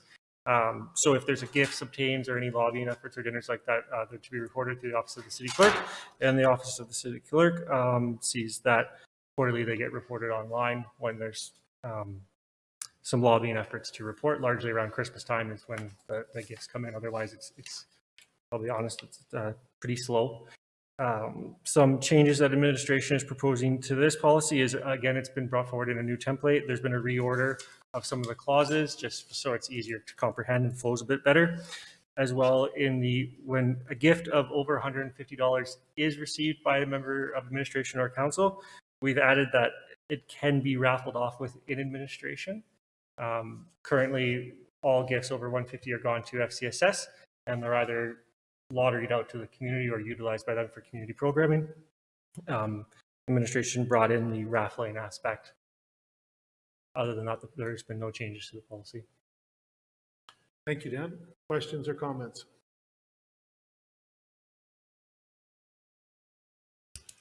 Not seeing any. We'll move on. Thank you very much, Dan. Thank you. Moving on to item 6.4, the text amendment to land use bylaw. I'll let the city manager. Thank you, Your Worship. For 6.4, text amendment to land use bylaw 5/2016, development permit applications, I will ask Anthony Andre to come forward.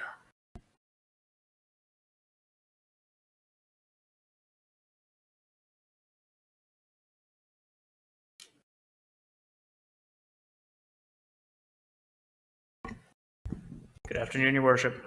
Good afternoon, Anthony. Purpose of this report is to provide the committee with information pertaining to a preliminary amendment to the Land Use Bylaw number 5/2016 respecting discretionary use applications. At the December 7th, 2020 GPC meeting, administration presented a report regarding initial plans to add a number of additional residential uses as discretionary to several land use districts of the Land Use Bylaw. Discretionary uses differ from permitted uses in that the development authority may, as opposed to must, approve a development permit application which conforms to the Land Use Bylaw.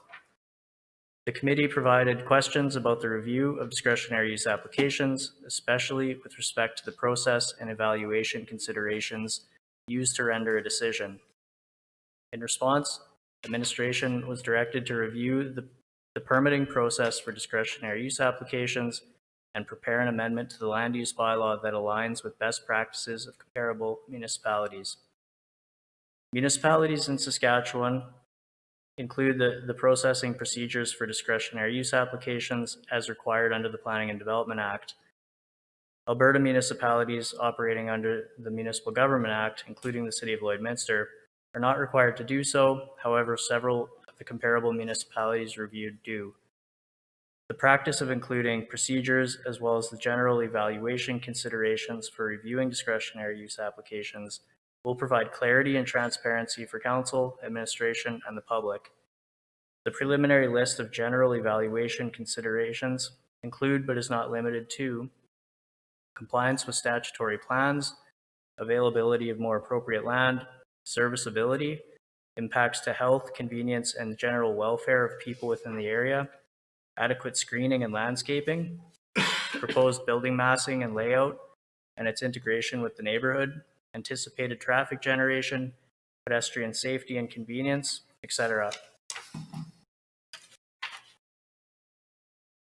Based on the review that was completed, administration will bring forward the following deliverables for council's consideration. 1, a land use bylaw amendment addressing the discretionary use process and evaluation considerations used in rendering a decision. And 2, an explanation of the development permit process, which will form part of the city's municipal planning process. As part of the bylaw amendment process, a 21-day referral period will take place to solicit comment from internal departments, external agencies, and members of the public. Should the text amendment be brought forward, a public hearing will be held prior to second and third readings. Thank you. Thank you very much, Anthony. Apologies. Certainly, this is one that's of interest because planning is always it seems not to be controversial is the word I want to use, but it's challenging because from a developer's perspective, they see where they want to go, and there's the city. We seem to be standing in the way of some, as some have been referred to it as.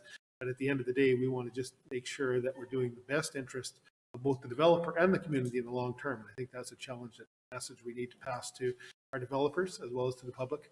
We're looking at the long term and for the best interests of all parties. And I believe this kind of addresses some of that concerns. Yeah, absolutely. Any other comments? Councillor Thorson. Thank you, Your Worship. So just to be clear on what we're trying to do with this process, is it trying to get more of kind of the discretionary item internally into the planner's hands? So that would be more of the other land use bylaw amendment that we're looking at bringing forward. Okay. This one has this one wouldn't affect the uses that we would be taking in. This is just to provide clarity to our process as well as to review it, just to ensure that we are following best practices, that we're not missing things. It's Okay. just a general review of our processes as a department, and making those processes more public and transparent for everybody else. So I was trying to think of some examples of, you know, some of the things that spur these things on. And the one that came to mind was just recently where we overlooked the sign type of thing, where it was a discretionary use property. They need a sign, but just the sign permit wasn't part of the overall permit. Am I on the right track as far as some of the items where if we had a clear outlined process, it might take care of that a little bit better? Well, I'm not necessarily sure we would have caught that one. That one was on us, but okay. But yeah, I think the idea is that we're able to, like some of the questions that are coming up from developers are, what would be reasons why you would refuse this? Why is this discretionary? Why does this mean that the planning department has the authority to refuse this, as opposed to you must approve my permit?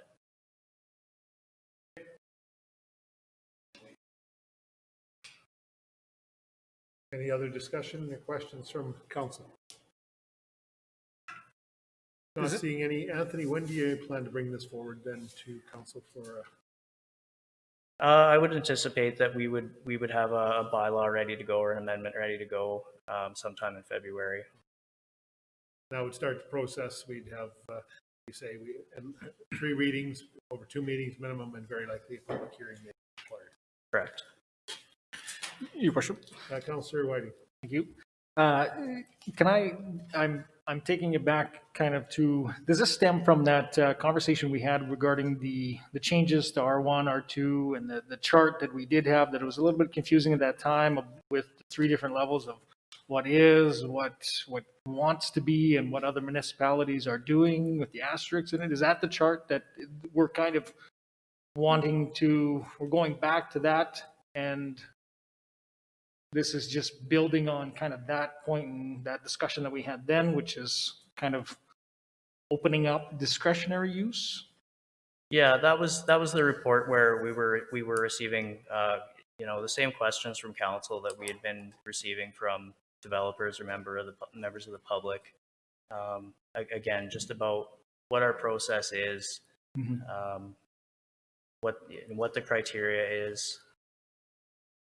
And this one is, am I correct in looking at this as focusing on discretionary use? This is a review of the discretionary use process. Okay. The process of discretionary. The process itself. Yeah. Probably not major changes to what that process is, although there is a little bit. Yep. We're looking at expanding referrals, that kind of thing, especially to others within the department or others within the city itself, other city departments, getting them more involved in the decision-making process. That's one change that I think that I feel comfortable saying is going to be on there. But other than that, it's more of a transparency thing, just outlining again what that process looks like for everybody. Gotcha. Because there is, so we're still, because we still have coming to us again at some point is a little bit more. Your team is working on a little bit more land use designations, expanding that as well, which is separate from this, but kind of tied to this at the same time, perhaps, or. It is separate from this, but again, I know there was some concerns about what that process looked like, and this is intended to clarify that. Okay.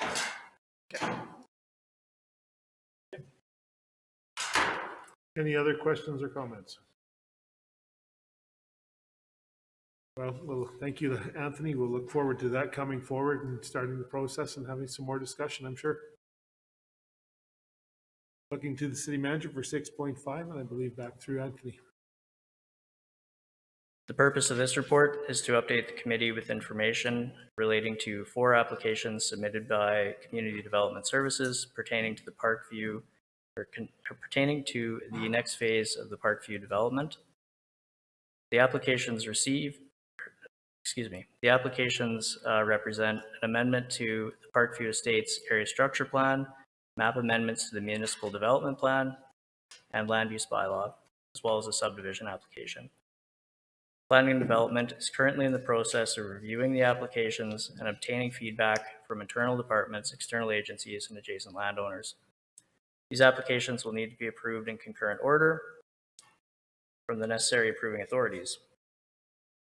The proposed amendment to the ASP primarily affects stages 3 and 4 of Phase 6, an area of approximately 41 acres. The ASP currently identifies Phase 3 as low-density residential, while Phase 6-4 allocates land for institutional purposes, as well as a mix of low and medium-density residential. It is proposed that Phase 6-3 be amended to medium-density residential, while the institutional designation be removed and replaced with park space within Phase 6-4, as the school divisions have indicated that an additional school site is not necessary within Parkview Estates. The remainder of Phase 6-4 is proposed for low-density residential and no longer includes medium-density residential due to the proposed changes in Phase 6-3. To reflect these changes to the proposed land use concept within the ASP, updates to the servicing maps as well as land use statistics will be necessary. In order to facilitate further development, as per the proposed amendments to Parkview Estates ASP, the MDP must be amended to ensure consistency between the 2 documents. A map amendment to the land use bylaw is also necessary to accommodate approximately 200 row house units within the area, which was previously intended for 77 single detached dwellings. Lot 87, Block 2, Plan 1324708 is also proposed to be amended from high-density residential to neighborhood commercial to provide for small-scale convenience commercial services, catering primarily to the local neighborhood. The applicant has also submitted an application to subdivide approximately 19.2 acres of land from the remnant parcel. Approximately 15.7 acres will be developed as row housing, while the remaining lands will be dedicated as MR, which is municipal reserve. Thank you. Thank you very much, Anthony. Questions, comments? Yep, Your Worship.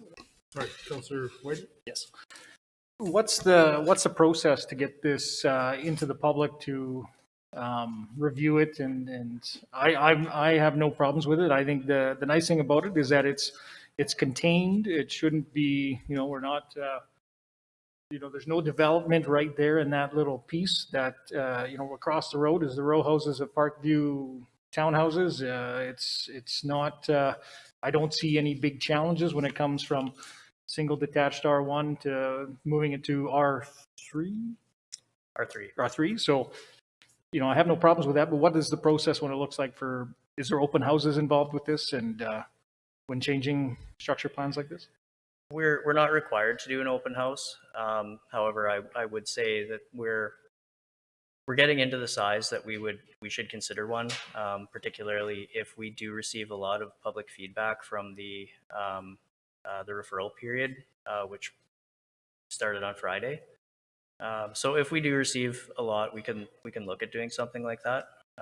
Other than that, this does require a fair number of bylaw amendments, as mentioned. So this does need to come back to council for first, second, and third reading. There is going to be public hearings for each of those. Yeah. And those steps are required. So there is of course public hearings, but as far as truly the affected neighbors here, there's not a lot of them. I guess that one Parkview 6-4 is that's going in a promising direction in some ways from school to R1, so no big deal. But the is it 6-3 or Parkview 6-3 where it's turning to R3 does that, I'm just, in your minds, do you think we should have an open house at some point, or? Well, just due to COVID, we're a little more restrictive. What we have been doing is putting a little bit more information online and giving people the ability to give feedback, and that's something that doesn't take too terrible amount of time or effort to do, and has been successful in the past. So that's something that we're certainly considering doing. And you said the referral period, do you send out notices to those within a radius? Correct. Every property owner within a 30-meter radius will receive a notification. Very good. Councillor Dachuk. Thanks, Your Worship. I was looking at when you look at that, the map that's up on there, and just south of 30, is that 34th? Residential to commercial, isn't that where 7-Eleven is, or what's that? So it says that's a new change? Correct. So there are some changes on here. How did 7-Eleven get on there? That I'm not sure. Okay, so I know that there was a zoning or land use bylaw amendment for it. I'm not aware that there was an MDP amendment for it, so we're bringing that forward just to correct that. Bring it all. Okay, gotcha now. So is that the same? So that's the same thing for the property just north of 30, whatever it is. Yeah, that piece there. That's currently vacant. Yes, because I think there's a foundation in there. It's abandoned. Correct. At one point, it was intended for residential, but the property owner is now looking at commercial opportunities. So is it the same developer that's in the large portion that's looking at that piece as well, or is it a separate? It's a separate owner, yeah. Councillor Thorson. Thank you, Your Worship. No, I just want to say that, for the most part, can you go up one slide to the last one where it kind of had the colors there? I think it works really well because you've got the medium density residential basically at the opening where all the roads are with the other medium residential. So they fit well together. And then the area where you have low density for this area that we're amending is matched up with low density. So I can't really imagine that there'd be a lot of people who would have much issue with it, other than, the plan's generally changing, and maybe they were expecting a school site at one time, but it doesn't appear as though either school division has any interest in having a third school within a block and a half of each other. So to me, it seems like a really good fit. So I'll be interested to see what happens in the public hearing and whether you get any negative feedback at all. Councillor Dachuk. Yeah, I would just add that it's important to note that even though school divisions would like to do things, it's still the city's say so as to where they're directed to go, because basically the city's providing the property. So I think, the decision is made in consultation with schools and their needs, but ultimately it is the call of the city to designate that area. Any other comments? Councillor Marin. So I wanted to question this, if I understood it correctly. So the part that was designated for institutional will be changed to be parks and open space? For the most part, a little bit of the land will be lost to low density residential as well. Just due to the fact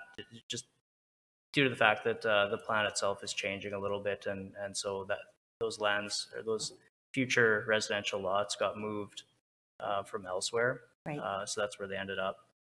I think that's a real positive for the neighborhood as well. So just to have that park space designated. Thank you. Thank you, Councillor. Executive Manager Stan. Yeah, I was just going to add to that, Your Worship. Typically, when area structure plans are allocating school areas, if the school doesn't go, they do naturally transition into park space or green space. So I know the planning team and the team working on this with ECDEV reached out to the schools. They had no indication to want to build a school there, so it automatically converts over. Well, it doesn't automatically, but the intent is it would convert over into public space. Thank you, Executive Manager Stan. Any further questions or comments? Not seeing any, Anthony. We'll look forward to this coming back to council when the process starts the process, and then we'll go from there. Perfect. Thank you. Thank you very much. With that clears our agenda. Thank goodness. Go to inquiries from the media.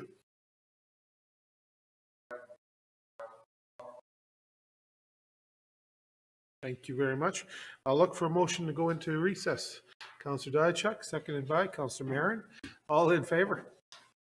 Opposed? Carried.